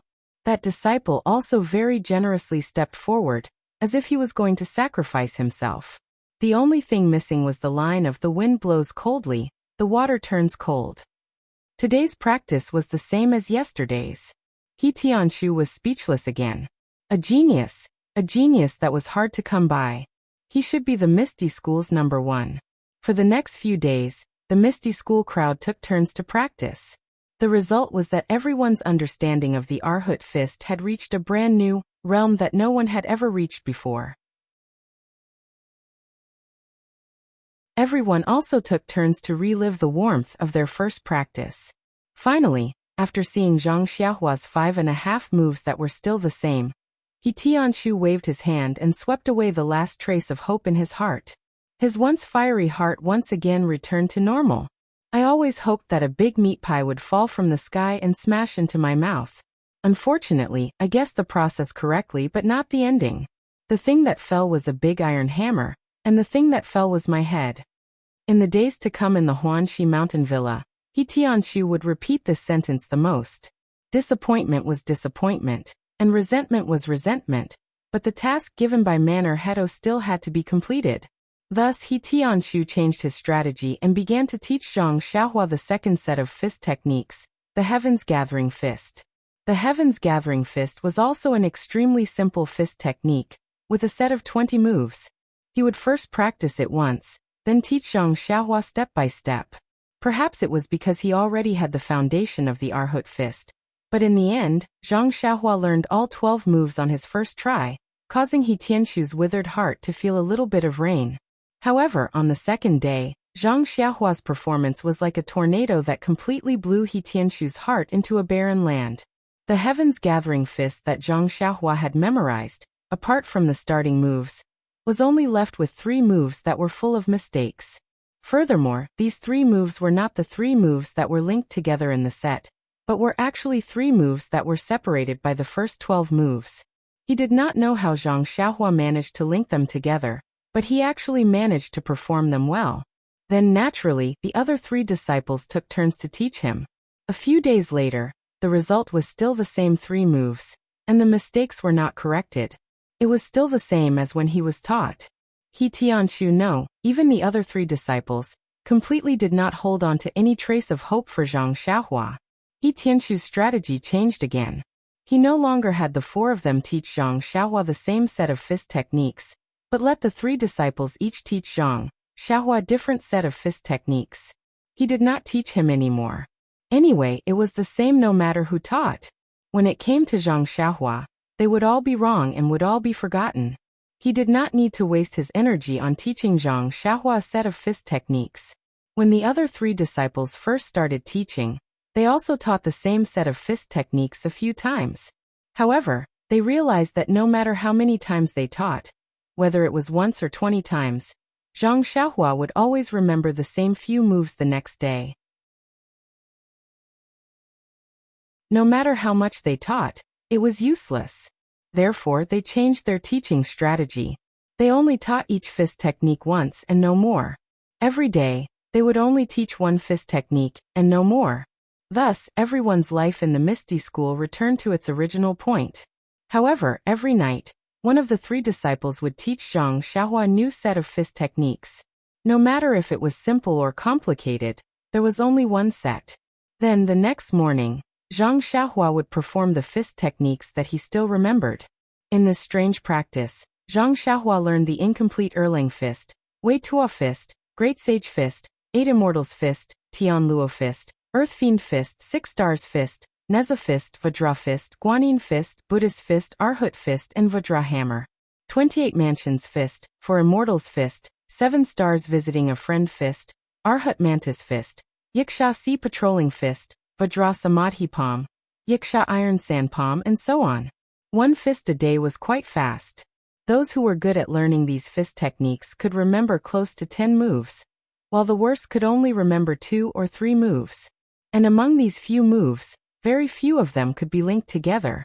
Most of them were linked together by Zhang Xiaohua himself. However, it was strange that Zhang Xiaohua linked them together very well. Some of them were as seamless as the antelope's horn. Even He Tianshu was secretly amazed when he saw it. The strangest thing was that Zhang Xiaohua did not remember many of the moves that were completely correct. Most of them were changed by Zhang Xiaohua, and the parts that were changed were firmly remembered by Zhang Xiaohua.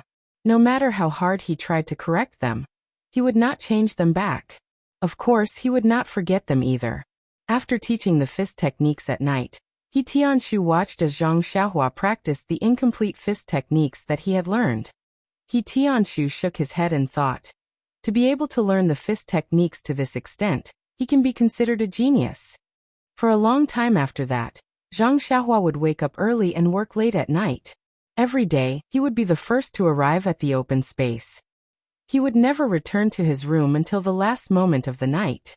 His diligence in cultivating made Elder Yu, who had been secretly observing him, nod his head incessantly. He thought to himself, this Zhang Xiaohua's aptitude is really bad. That head of his is like a piece of wood that cannot be carved. However, his perseverance and his ability to endure hardships are not for show. He really is a master that needs to sharpen an iron rod. He really has the potential to be molded. Little did he know that every day when Zhang Xiaohua stepped into the house, he would hold his breath and curse in his heart. When will this Ma Jing start washing his feet? Every morning, when he rushed out of the house, he would shout, "Long live Ma Jing."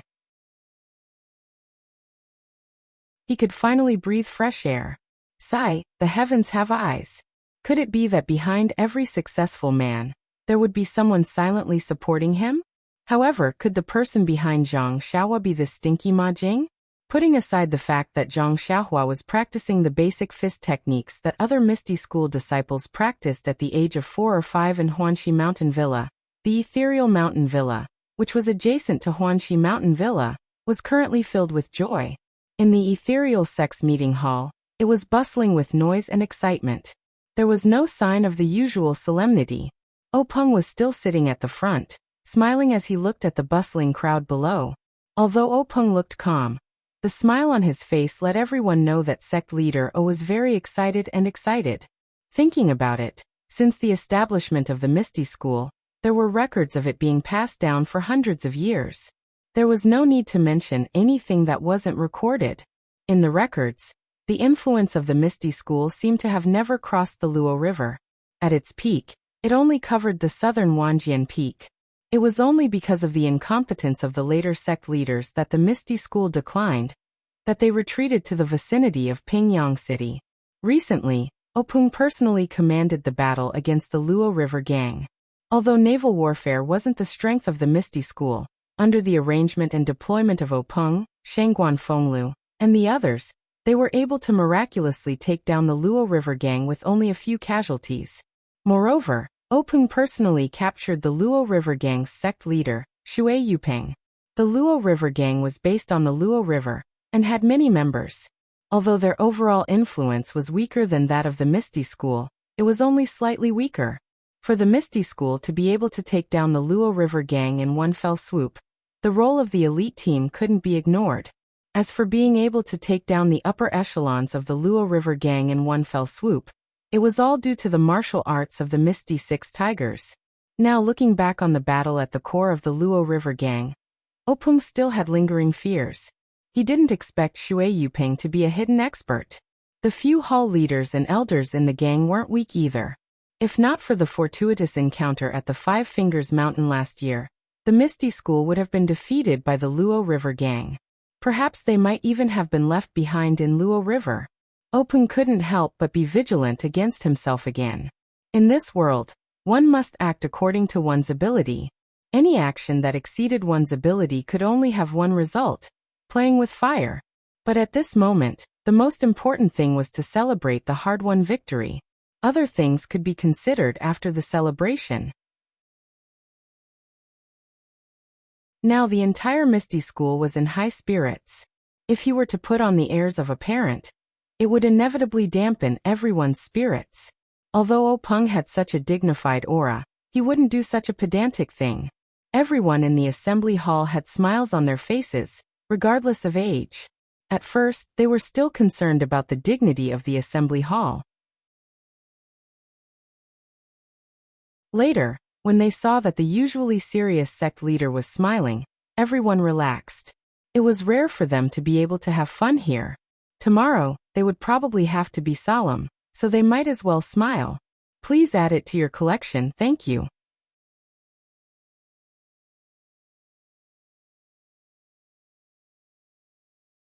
Chapter 84. Looking at the liveliness in the meeting hall, Openg felt extremely satisfied. Wasn't this man's life to hold up a stable world? He seemed to have done it. Just when Openg was intoxicated with himself, he saw a beautiful figure enter the meeting hall. Openg's eyes lit up and the smile on his face became wider. It was his only sister, Oyen. Openg's life experience was miserable since he was a child. His parents died early, so he and his sister depended on each other. After being accepted by the master of the Misty School, his sister naturally followed him to the Misty School. However, she did not follow Openg to become a disciple.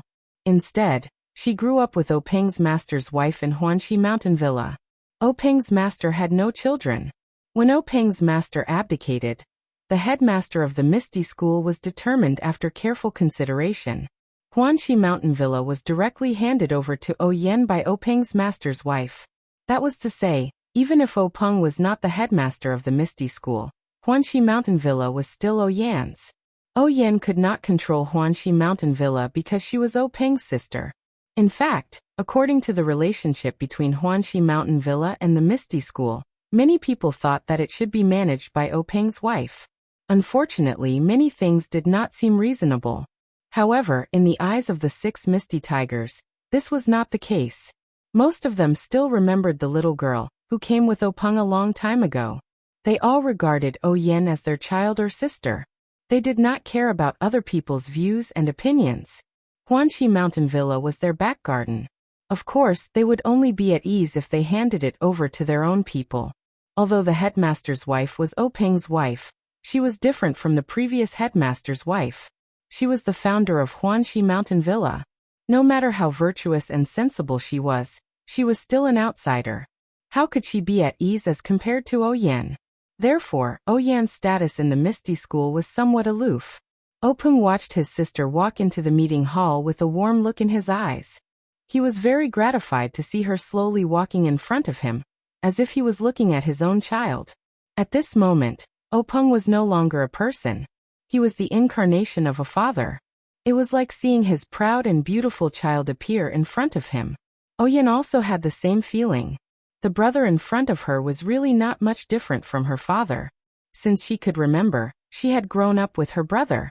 He doted on her, loved her, and let her feel the warmth of a father. There were so many words about her father in the book, so she thought of the image of her brother in her heart. It was just that this Jiang Hu was too cruel. In the past, when Openg was not the gang leader, every time he went out to fight, Oyen would be terrified. She prayed silently for fear of losing her only family in this world. After Openg became the gang leader, he was busy with the affairs of the gang and had fewer opportunities to go out in person. Oyen knew her brother's hardships and wanted to use her own strength to help him. Therefore, she had been doing her best to take care of the Huanxi Mountain Villa. From logistics, medicinal materials, and other aspects to ease the difficulties of the Misty School, she helped the development of the Misty School. Even last time, because of the treasure, Openg's relatives were asked to be hostages. Oyen did not hesitate to go. She was willing to do anything for her brother. It was just that this time, what Openg wanted to do was a bit too shocking. He wanted to annex a gang whose strength was not inferior to their own, and it was in waters that they were not familiar with. Although she knew that her brother had a fortuitous encounter, and had taken medicinal pills that increased his skills, Jiang Hu was not only about martial arts. Opportunity and luck were also very important. Besides, this Jiang Hu was full of crouching tigers and hidden dragons. There was always someone better than you. It was possible that the Luo Shui gang was hiding their strength. During the time that Openg was out, Oyen really could not sleep at night for fear of hearing bad news. Yesterday, when she received the news that her brother had returned victorious, Oyen wanted to greet Openg as soon as possible. However, Oyen also knew that her brother was the gang leader and no longer belonged to her alone. He was the idol of thousands of gang members, and there were too many things that needed to be done. Therefore, She waited until the celebration party before she arrived late. Oyen walked in front of Openg and said with a salute, "Brother, congratulations on making a great contribution to the foundation of the Misty School." Openg looked at his sister's slightly thin face and said with some heartache, "Yenner, how many times have I said it? Don't worry about me. With my current skills, if I encounter any danger, escaping is not a problem, and I will not lose my life. Look at you. I haven't seen you for only a few days and you've become so thin. Isn't this making me feel bad?" Oyen said with a smile. "It's a pity that younger sister is not a man. Otherwise, you could also go out and fight in your brother's place. What are these worries for now?" Openg looked kindly at his sister. Looking at her face that was so similar to his mother's, he could not help but want to be like before and tug on her little ears. However, this meeting hall was not the main room of the family. He could only wave his hand and say, "The affairs of the gang will naturally be handled by older brother. Yenner, you don't need to be alarmed. Even if you are a younger brother, I will not let you easily take risks. I will clear the path for you." Oyen nodded with a smile and said, "I already knew this." "Haven't you always been at the forefront since you were young?" Then Oyen asked again, "Brother, how was your battle with the Luo Shui gang this time?" Openg looked at his sister and pointed to the chair next to him and said, "Yenner, sit down first. I will tell you slowly." After Oyen sat down, Openg began to tell the story of his departure from the Misty School, all the way until he killed his way into the core of the Luo Shui gang, and captured the leader of the Luo Shui gang, Shui Yupeng. During this process, Openg tried to make it as simple as possible and skimmed over the dangerous places. However, when it came to the thrilling parts, Oyen still broke out in a cold sweat. Although her brother was sitting in front of her unscathed, her heart was still hanging high. When Openg finished his understatement, Oyen let out a long breath and said seriously to Openg, "Brother, it seems that it really was very dangerous.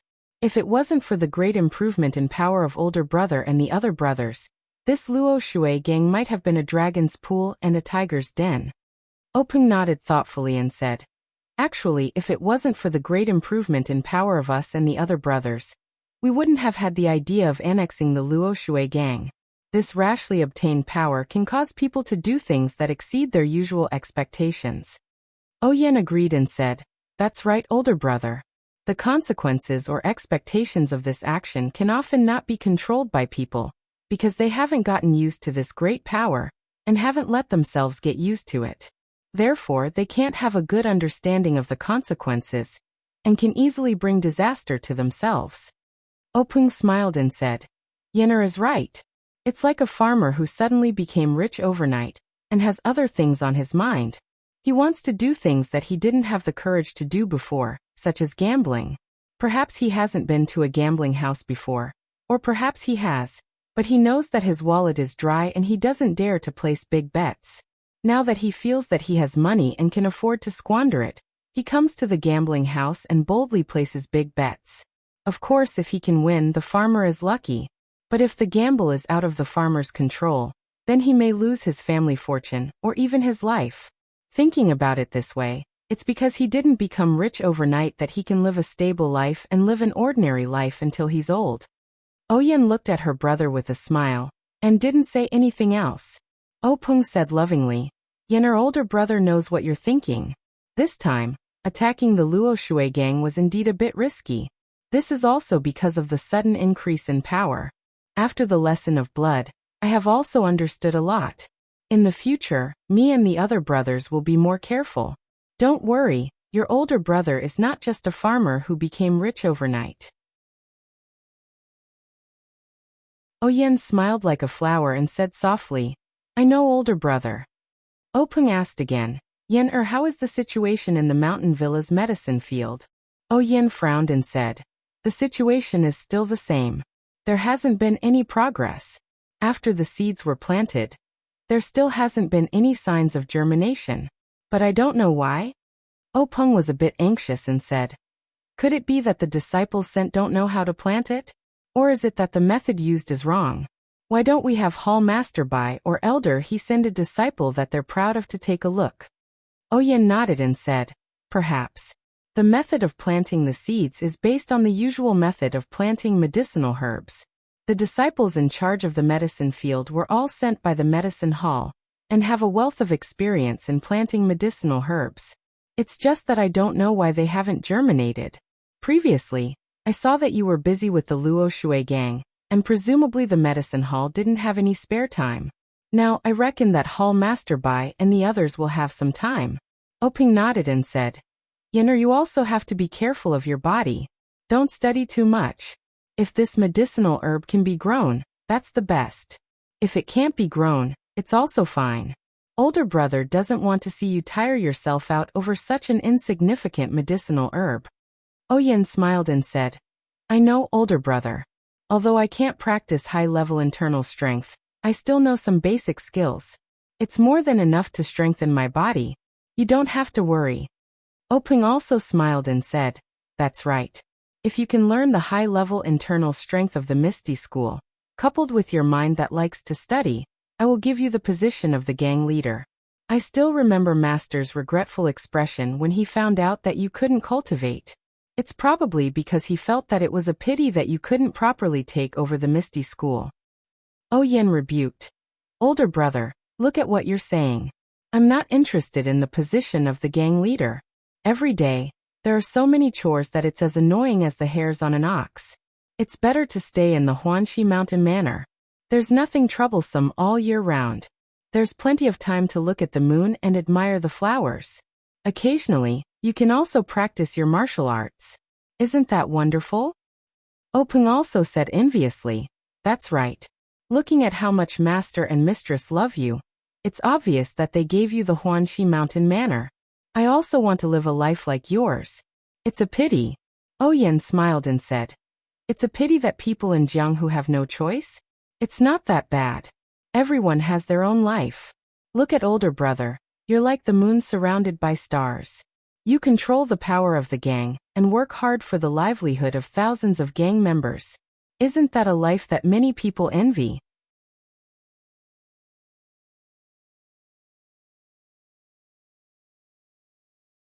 Chapter 85. Openg smiled proudly and said, Yenner is right. A real man has an indomitable spirit. Naturally, we have to do something vigorous. Farmers are proud of their crops. Businessmen are proud of their wealth. People of Jianghu are proud of their fame in Jianghu.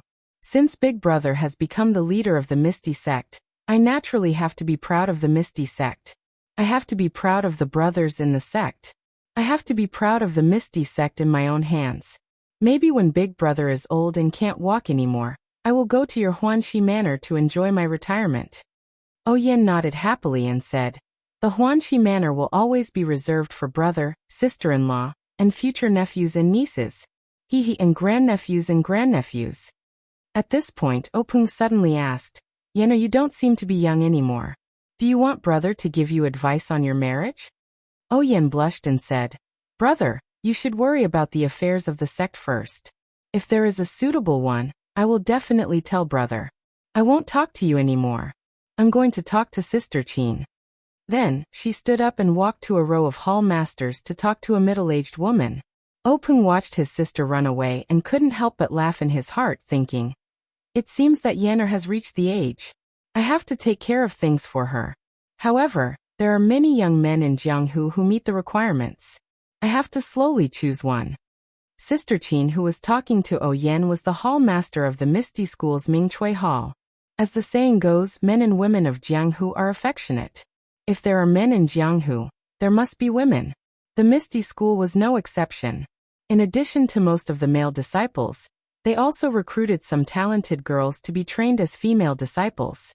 These female disciples, except for a few who followed their masters to cultivate, such as Xue Qing, were all in Mingchui Hall. Generally, the female heroes who had some fame in Jianghu were mostly talented. This talent was reflected in their appearance. Generally, female heroes had beautiful faces that people would never get tired of looking at. Big Sister Qin, on the other hand, was an anomaly. Her appearance was extremely ordinary, and could even be said to be passable. Moreover, her skin was coarse and dark. At a glance, she was no different from a peasant woman in the countryside. In fact, She could not even compare to a peasant woman. Why? You said that the people of Jianghu all practiced martial arts. Of course, they practiced martial arts to protect their lives. Of course, it was also to strengthen their bodies. Needless to say, if you didn't even have a slim body, you would be embarrassed to say that you were in Jianghu. However, Big Sister Qin was not like that. She had a waist like a water bucket. Coupled with that face, she was naturally inferior to a peasant woman. The most infuriating thing was that Big Sister Qin's specialty was the snake fist. However, no one knew whether she practiced it for the sake of practicing martial arts or for other purposes. However, most people did not have the fortune to see it.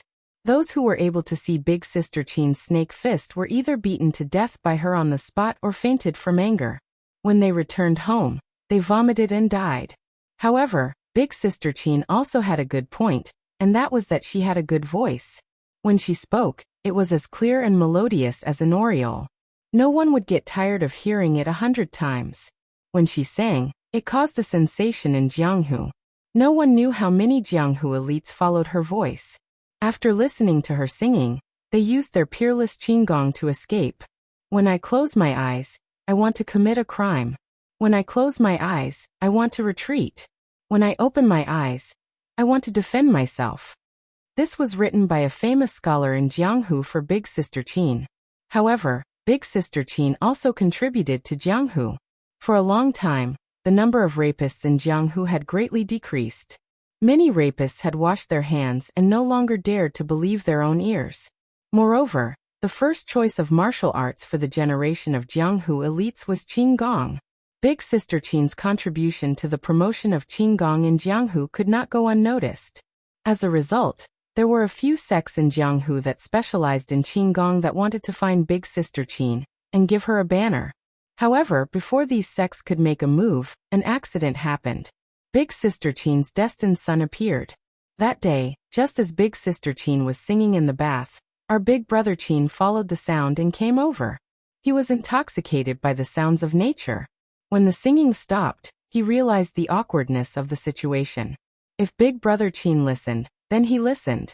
If he saw, then he saw. If he saw, then he should quickly run away. However, Big Brother Qin had despised qinggong ever since he was young.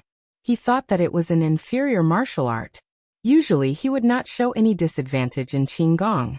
However, at this critical moment he could see the difference. The other people who had been hiding and eavesdropping also walked away. In the blink of an eye, they had disappeared. Poor Big Brother Qin was easily caught up by Big Sister Qin after she put on her clothes. From then on, he fell into Big Sister Qin's evil clutches and was forced to get married. For a long time after he got married, Big Brother Qin would pull people's hands whenever he saw them and say, "I'm really stupid, really." Then he lifted his waist that he almost could not straighten up and said, "I only know that practicing qinggong is for escaping. It's not what a real man should do. I also know that rapists have good qinggong because they have ulterior motives. That's why I disdain to practice qinggong. However, I did not know that qinggong is also used to save lives. If you can't practice qinggong well, how can you survive in Jianghu? I really regret it. If God gives me another chance, I will definitely tell Master that I was wrong. If God can add a few more words to this mistake, I will definitely say that I will never dare to eavesdrop on other people's singing again." He then picked up the deer blood and tiger bone soup that he always carried with him, and drank it all in one gulp. Then he cried bitterly. After Big Sister Qin got married, she no longer stepped into Jianghu. She and Big Brother Qin were inseparable. This caused those sects who wanted to give her a banner to fail. It was also an accident that Big Sister Qin joined the Misty School. Big Sister Qin and her husband met an enemy in the wilderness. Both of them were seriously injured. At the moment of life and death, they were saved by the 6 Misty Tigers who were passing by. They were brought to the Misty Mountain Villa for rescue. Unfortunately, Big Brother Qin's injuries were too serious. He passed away after a few days in the Misty Mountain Villa. Big Sister Qin was lucky enough to escape death. So she joined the Misty School and took charge of the Mingsui Hall.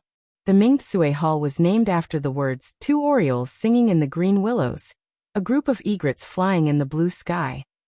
When Big Sister Qin went to the Misty School, there were naturally many followers of her singing in the sect. These people also sympathized with Big Brother Qin's experience. There were also many people who had been held by Big Brother Qin. However, Big Brother Qin and Big Sister Qin's final battle of life and death shocked them.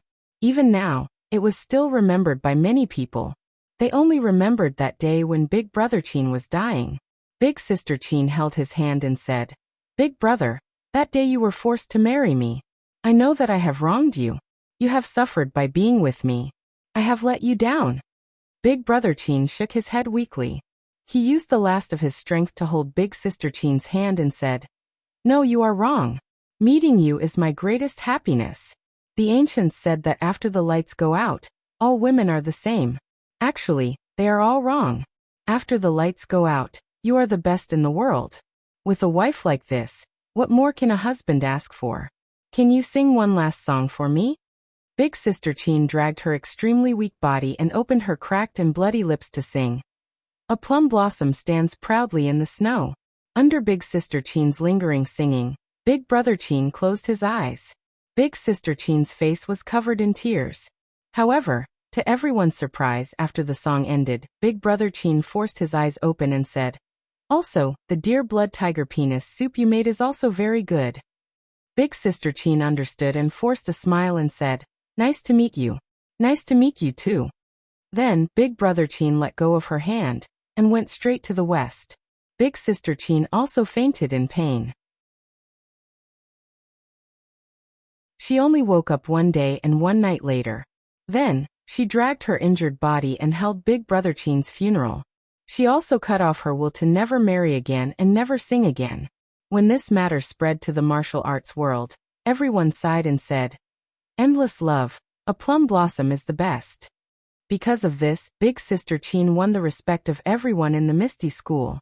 Oyen was naturally no exception. She liked this female hall master Mingsui very much, and would chat with her whenever she had nothing to do. Moreover, Big Sister Qin's voice was so pleasant to the ears. However, Oyen didn't talk much with Big Sister Qin today before she saw Zhang Qinghua walk to Openg and whisper a few words. Openg nodded and stood up. He called Big Brother Hu and Big Brother Li of the 6 Misty Tigers, and the three of them left the meeting hall.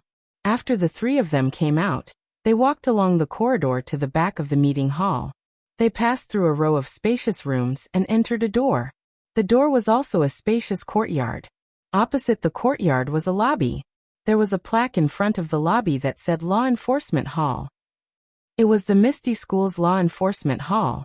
At this time, a powerful and solemn-looking old man was standing in front of the lobby.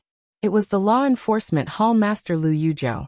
Lu Yuzhou saw Openg and the others coming and went forward to salute. "Greetings, gang leader."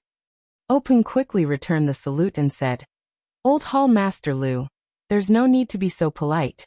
Has Shui Yuping been escorted to the hall?" Hall Master Lu cautiously said, "Yes, gang leader. This time the escort was very careful, so it was a bit slow. Some of Shui Yuping's family also accompanied her. They followed gang leader's instructions and took good care of her. There were no casualties." Openg nodded in satisfaction and said, "Thank you for your hard work, Old Hall Master Lu. I can only rest assured if I leave this matter to you." Hall Master Lu smiled and said, "Gang leader's words are too serious. This is what this old man should do." Openg smiled and said, "Old Hall Master Lu, there's no need to be so polite. You've been the law enforcement hall master for longer than I have been the gang leader. This cautiousness is all thanks to the Misty School. Alright, let's go in and see what this gang leader of the Luo Shui gang can do." After saying this, he entered the law enforcement hall's door. The others followed behind Openg. The law enforcement hall's hall was very large. There weren't many chairs and there weren't many windows in the hall. They were all closed and no sunlight came in. It was very cold and gloomy. At this time, most of the disciples in the hall had gone to the assembly hall and the square. The ones left were the elite disciples. These people were all holding swords and sabers in their hands. They were ready for battle and didn't dare to slack off. This was because at this time, the gang leader of the Luo Shui gang, Shui Yuping, was sitting in the hall.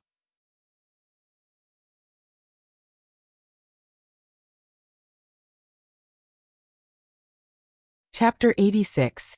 In the law enforcement hall, a white-robed man stood beside a pillar with his hands behind his back.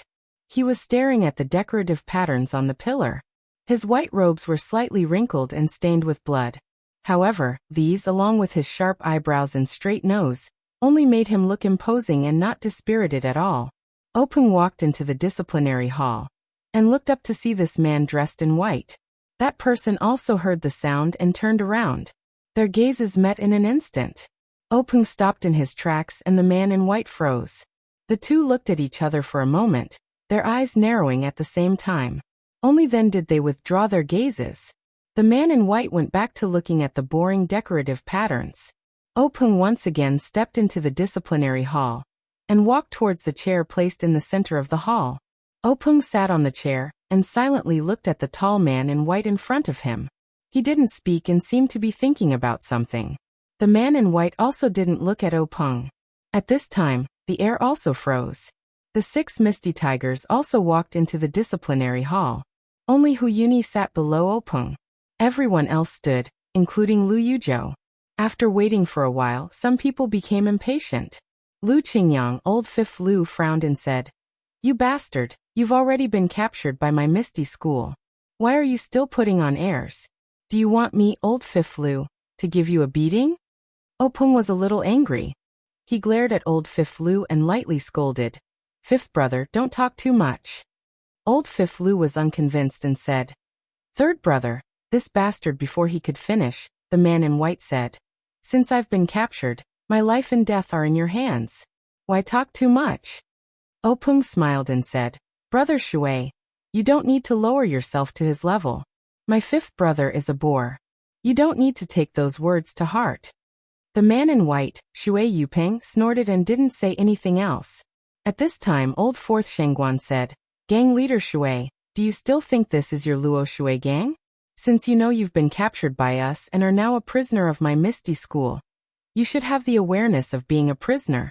You shouldn't act so righteous, as if it's a blessing that we captured you and insulted your martial arts for no reason."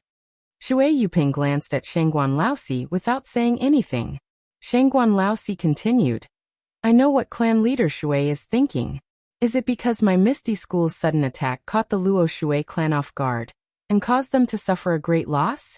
If the Luo Shui gang had been even the slightest bit vigilant, we would have been the ones completely wiped out." Shui Yupeng snorted again and said loudly, "It's just a small trick. It's not worth mentioning." Shengguan Laosi snorted and said sternly, "What dirty tricks? What dirty tricks? What schemes? What schemes? What schemes? As long as you can win, it's a good scheme." Jianghu, Jianghu, Jianghu. We don't need a reason. We don't need to be honorable. Clan leader Shui seems to have been a clan leader for so long that you've forgotten the law of the jungle. Shui Yuping said, "There's no need for Master Shengguan to worry about this. I naturally know." Shengguan Laosi said, "Since you know this principle, then you should know that there will be a time when a gang tries to annex another gang. Naturally, there will be a day when you will be annexed by another gang. Clan leader Shui can't have forgotten how the Luo Shui gang grew, right?" At this time, Shui Yuping's expression was somewhat uncertain. The faith in her heart was slightly shaken. Seeing this, Hu Laoda opened his mouth and said, "Is clan leader Shui still regretting your plan to attack the Xian Rong gang? Because of our interference, you failed on the verge of success?" Shui Yuping's expression became even more gloomy. "That's right. My Luo Shui gang has always relied on Luo Shui for a living. We have no foundation on land. For the sake of Luo Shui's development, I did my best to plan for several years to bring the Xian Rong gang under my command. But I didn't expect you to take advantage of my weakness. If not for the fact that my gang's attention was focused on Xian Rong gang, how could you have succeeded so easily?" Shengguan Laosi laughed. "The ancients say that those who scheme against others will always be the ones to scheme against. Clan leader Shui must have learned this before.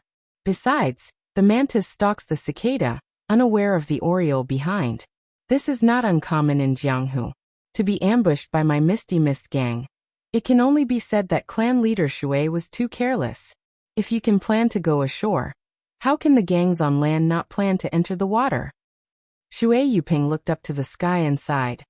Man proposes, God disposes. What can I say if God disposes of me? At this time, Openg also smiled and said, Clan leader Shui, you're wrong. It's not that God is heartless. This time, God has opened his eyes.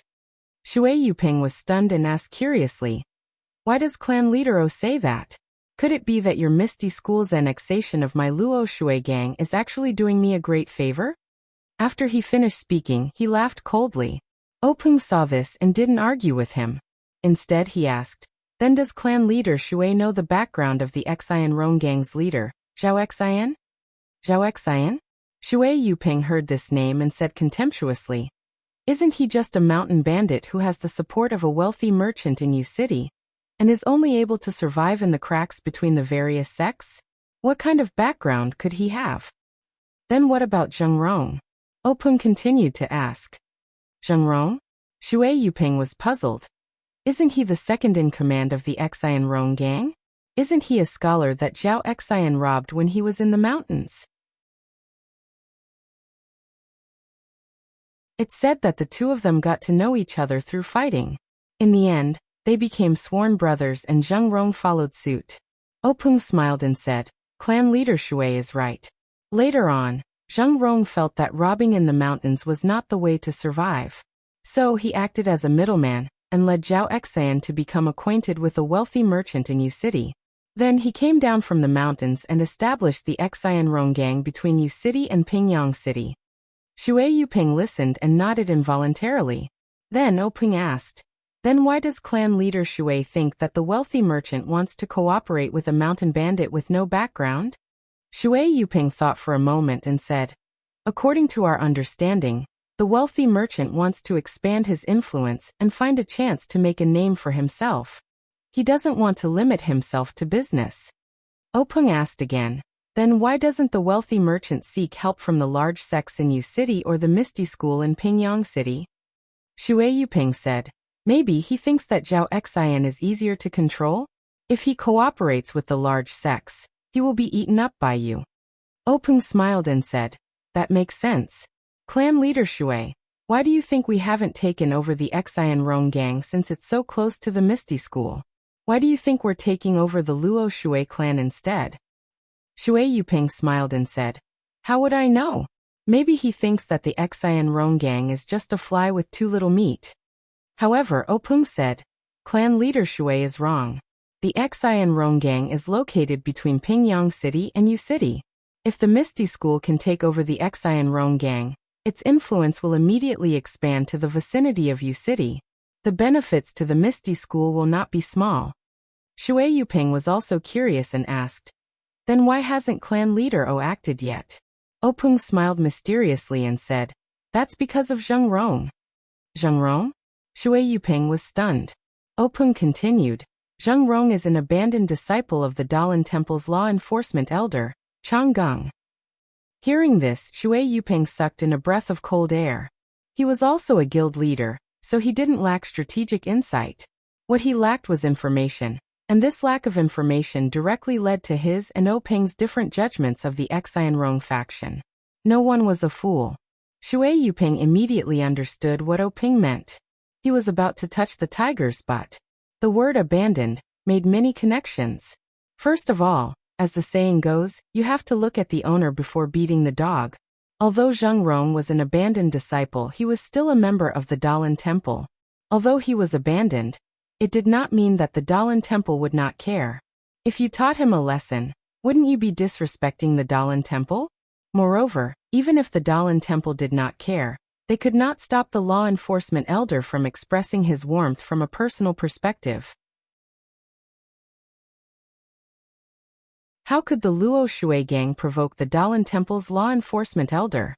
Not to mention the connections in Jianghu, just Chang Geng's disciple alone was enough to destroy the Luo Shui gang. Secondly, if there was an abandoned, there would definitely be a return. Who knew when the Dalan Temple's abbot would impulsively accept this abandoned disciple back into the sect? No one could ignore this possibility. Moreover, this abandoned disciple of the Dalan Temple had not been announced to Jianghu. Even Openg only knew about this through extremely secretive channels. If one day the Dalan Temple announced that this abandoned disciple was just a slip of the pen and ink and could not be counted, then wouldn't anyone who acted against the Xian Rong gang become an enemy of the Dalan Temple? Alas, the Dalan Temple used the word abandoned very cleverly. When Shui Yuping thought of this, he was somewhat disheartened and his expression could not help but become bleak. However, he still sneered and said, even if my Luo Shui gang could not take down the Xian Rong gang and was eaten up by them, or fell into the hands of the Dalan Temple, it would only be the end of the gang. What's the difference between this and today's situation? Grand Faction Leader O, this is just the pot calling the kettle black. Since you are the victor, you naturally have the right to laugh. Openg smiled and did not refute him. Instead, he looked at Li Jian. Li Jian nodded and walked out. He came to Shui Yuping and without saying anything, he pulled out the sword at his waist and waved it. Shui Yuping thought that his time was up and closed his eyes like a hero, ready to sacrifice himself. However, after waiting for a long time, he did not feel any pain. Then he opened his eyes and looked at Openg. Openg looked at him with a smile. Just like before, he did not say a word. Shui Yuping looked at Li Jian in confusion. However, he was immediately stunned by the scene in front of him. This is the sword ray? Shui Yuping's face was ashen as he looked at the sword ray in Li Jian's hand. He cried out in surprise. Is there really such swordsmanship in this world? After a while, Shui Yuping let out a long breath and said, Master Li's martial arts have advanced to such a level. I have nothing to say about my defeat. Then he said to Openg, I originally thought that I was unlucky to be ambushed by Grand Faction Leader O and fell into your trap. I felt indignant. When Grand Faction Leader O exchanged blows with me, I was absent-minded and thought that Grand Faction Leader O was only SSO. Now that I think about it, Grand Faction Leader O seems to have hidden his true strength. Please add it to your collection, thank you.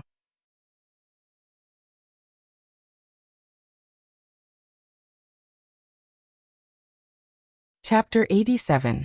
Openg said, Sect leader Shui must be joking. Swords have no eyes. Who would hold back in a life and death battle? This one will naturally give it his all. My second brother's martial arts are naturally higher than mine. This one has always been busy with the sect's affairs, and has fallen behind in terms of martial arts.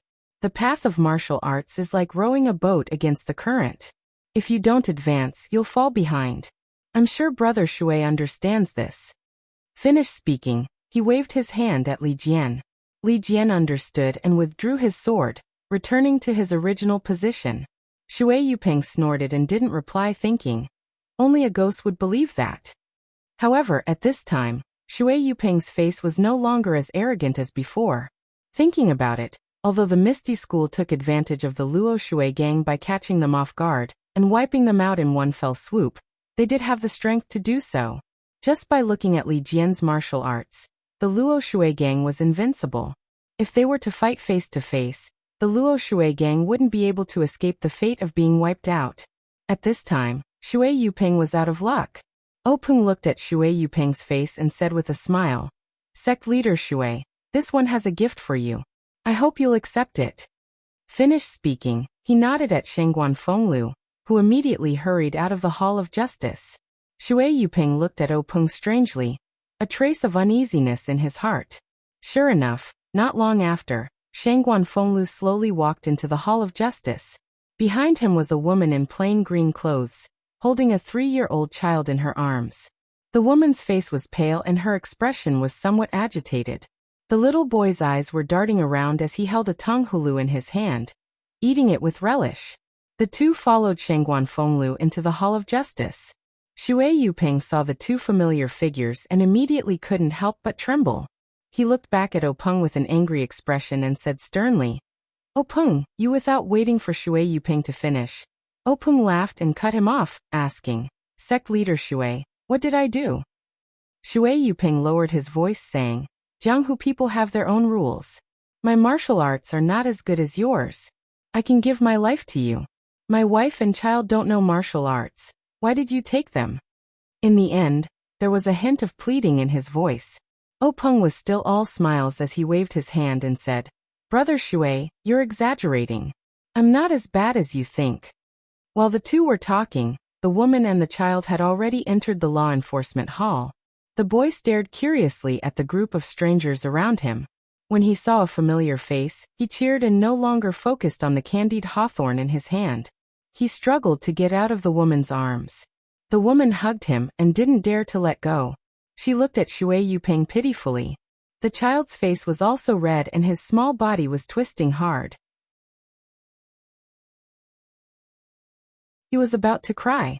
His hand that was not holding anything also reached out to Shui Yuping. In an instant, Shui Yuping's mind was emptied of all thoughts. What Jianghu? What bloodshed? What imperial dynasty? What Jianghu? What Jianghu? What bloodshed? What imperial dynasty? What Jianghu? What Jianghu? What bloodshed? What imperial dynasty? What Jianghu? What Jianghu? What Jianghu? At this moment, Shui Yuping no longer had his arrogance. He bent his back that had always been straight and reached out with his hands behind his back. He made a gesture of hugging the child. When the woman saw this, she let go of her hands and carefully put the boy on the ground.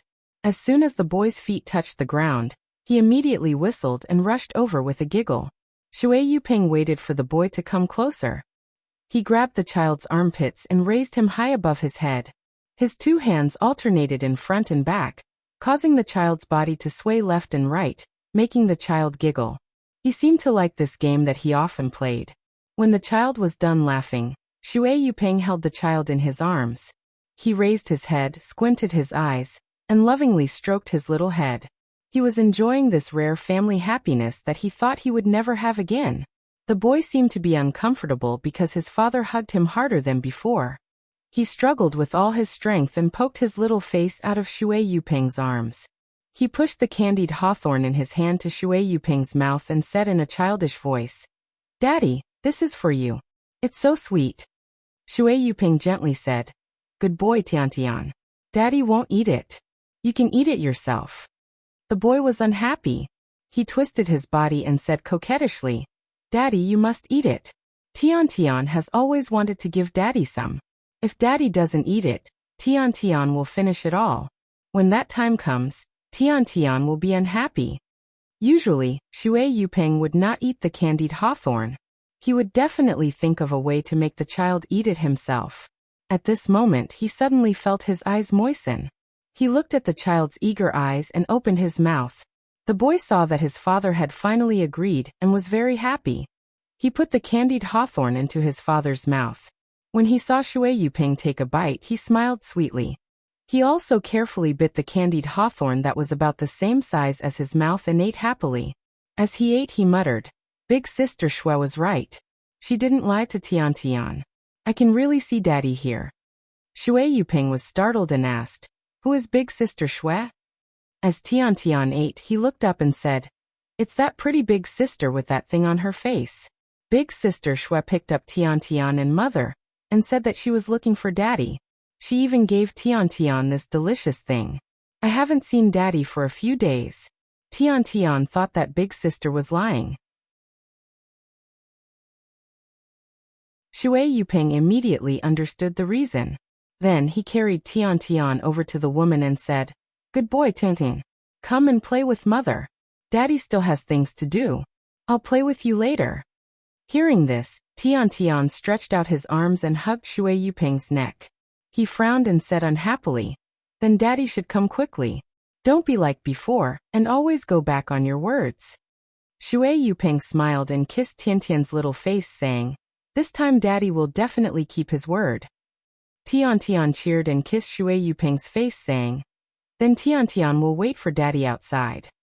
Then he obediently let go of his arms and twisted his body to hug his mother. The woman hurriedly and carefully took Tiantian into her arms. At this time, the woman's expression had returned to normal. Shui Yuping looked at her and nodded deeply. Her eyes revealed a look of pleasant surprise. She did not say anything to Shui Yuping and turned to leave the law enforcement hall. Tiantian, who was in her arms, looked at Shui Yuping with reluctance. When the two figures disappeared, Shui Yuping turned around and said to Openg. Clan leader Openg understood and said, "Clan leader Shui, don't worry. Your family of 14 is unharmed. Then, Openg said to the people below, bring a chair for clan leader Shui. The people below placed the chair beside Shui Yupeng. Openg said, clan leader Shui, please sit down and talk. Shui Yupeng looked at the chair and thought for a moment. Then, she took a deep breath and slowly exhaled. She then calmly sat down. Seeing this, Openg smiled in satisfaction. He then said, since Brother Shui has sat down, then please listen to what this one has to say.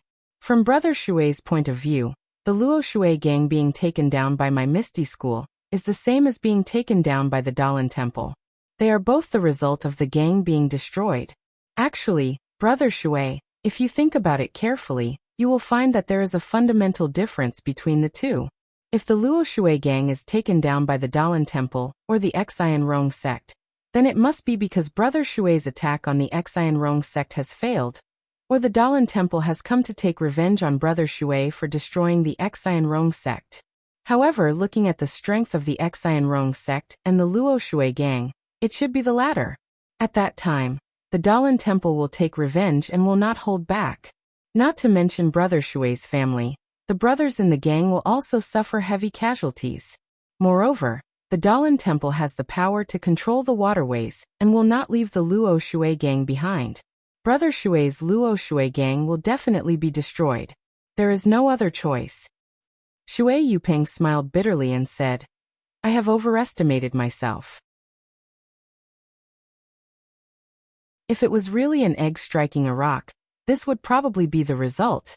Openg continued, but now the situation has changed. Brother Shui has not even begun to attack the Xian Rong sect before it was taken down by my Misty School. Brother Shui's Luo Shui gang has yet to form a grudge with the Dalan Temple. Shui Yupeng sneered. Then wasn't the Luo Shui gang taken down by you guys? Didn't it also end up being destroyed? It's just that the casualties in the gang were not heavy. Don't tell me you want me to continue running the Luo Shui gang? Speaking up to this point, she could not help but be startled. She raised her head and looked at Openg. Don't tell me gang leader O really has such intentions? She seemed to be surprised. Actually, since the Misty School attacked the Luo Shui gang, she arranged for her family to escape. Then, she led the elders and hall masters to fight against the Misty School. As a result, the entire gang was wiped out and captured. Shui Yupeng was already disheartened. She thought that there was no way she could escape the destruction of the Luo Shui gang. From then on, the Luo Shui gang's name would no longer exist in the Jianghu. She would also be killed. The reason they took her to the Misty School was nothing more than to encourage the morale of the gang. Killing the gang leader in front of everyone would have a much better effect than if no one saw it. Therefore, Shui Yupeng had always maintained her integrity. She wanted to leave a good reputation before she left this world. Actually, it was not that Shui Yupeng did not consider the possibility of the Misty School sparing her life and relying on herself to develop the Luo Shui gang for the Misty School. However, thinking about it, although the Misty School did not have any influence on the Luo Shui gang, the Luo Shui gang had so many elders and hall masters. Any one of them might not have the prestige she had in the gang, but there was never a shortage of capable people who could manage the affairs of the gang. With the help of the Misty School's martial strength, even without her Shui Yupeng, the Luo Shui gang could still develop. Leaving her behind would definitely be a hidden danger to the Luo Shui gang. Therefore, Shui Yupeng had always thought that the Misty School would not spare her. However, until now, Openg had first compared the strength of the two factions, then brought out the background of the Shinrong faction, and even brought out the martial strength of the Misty School. Finally, he had her family appear. Could it be that Shui Yupeng's heart was stirred up again? She really could not believe that Openg had such great courage, and was willing to spare her so that she could regain control of the Luo Shui gang. Please add it to your collection, thank you.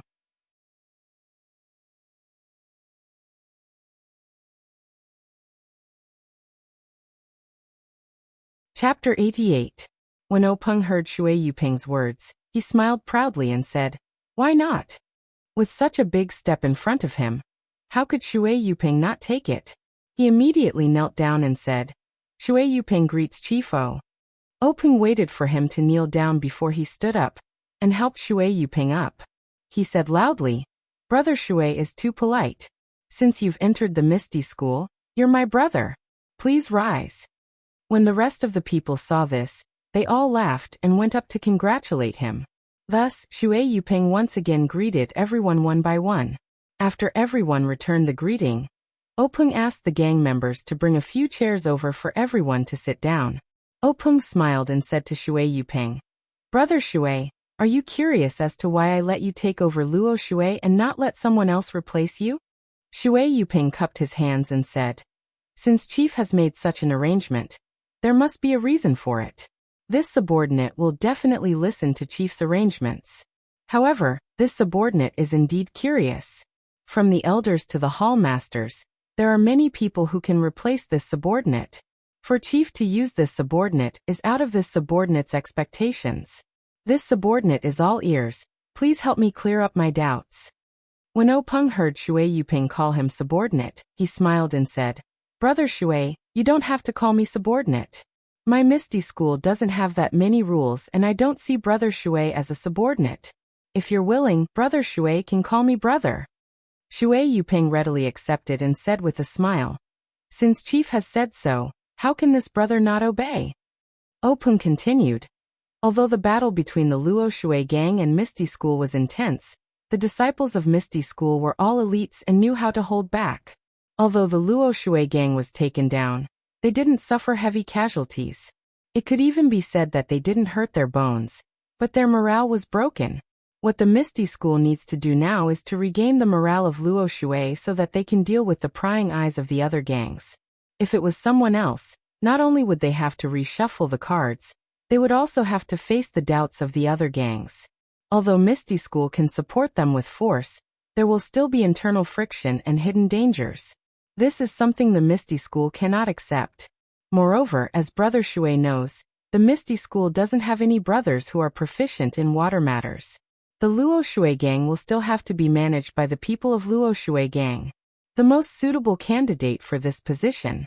Otherwise, I wouldn't have spent so much effort to invite Brother Shui to join my Misty School.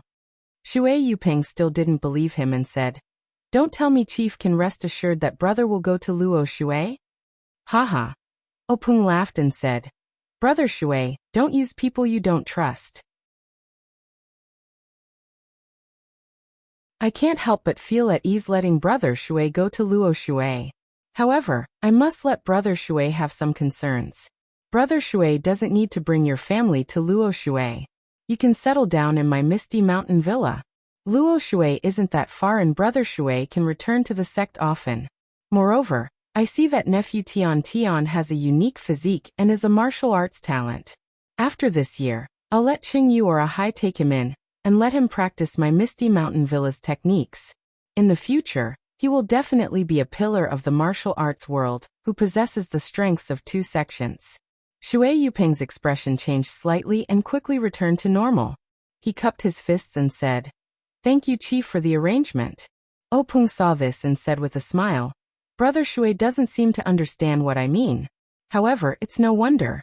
Since I'm letting Brother Shui join my Misty School, I'll naturally give Brother Shui some benefits.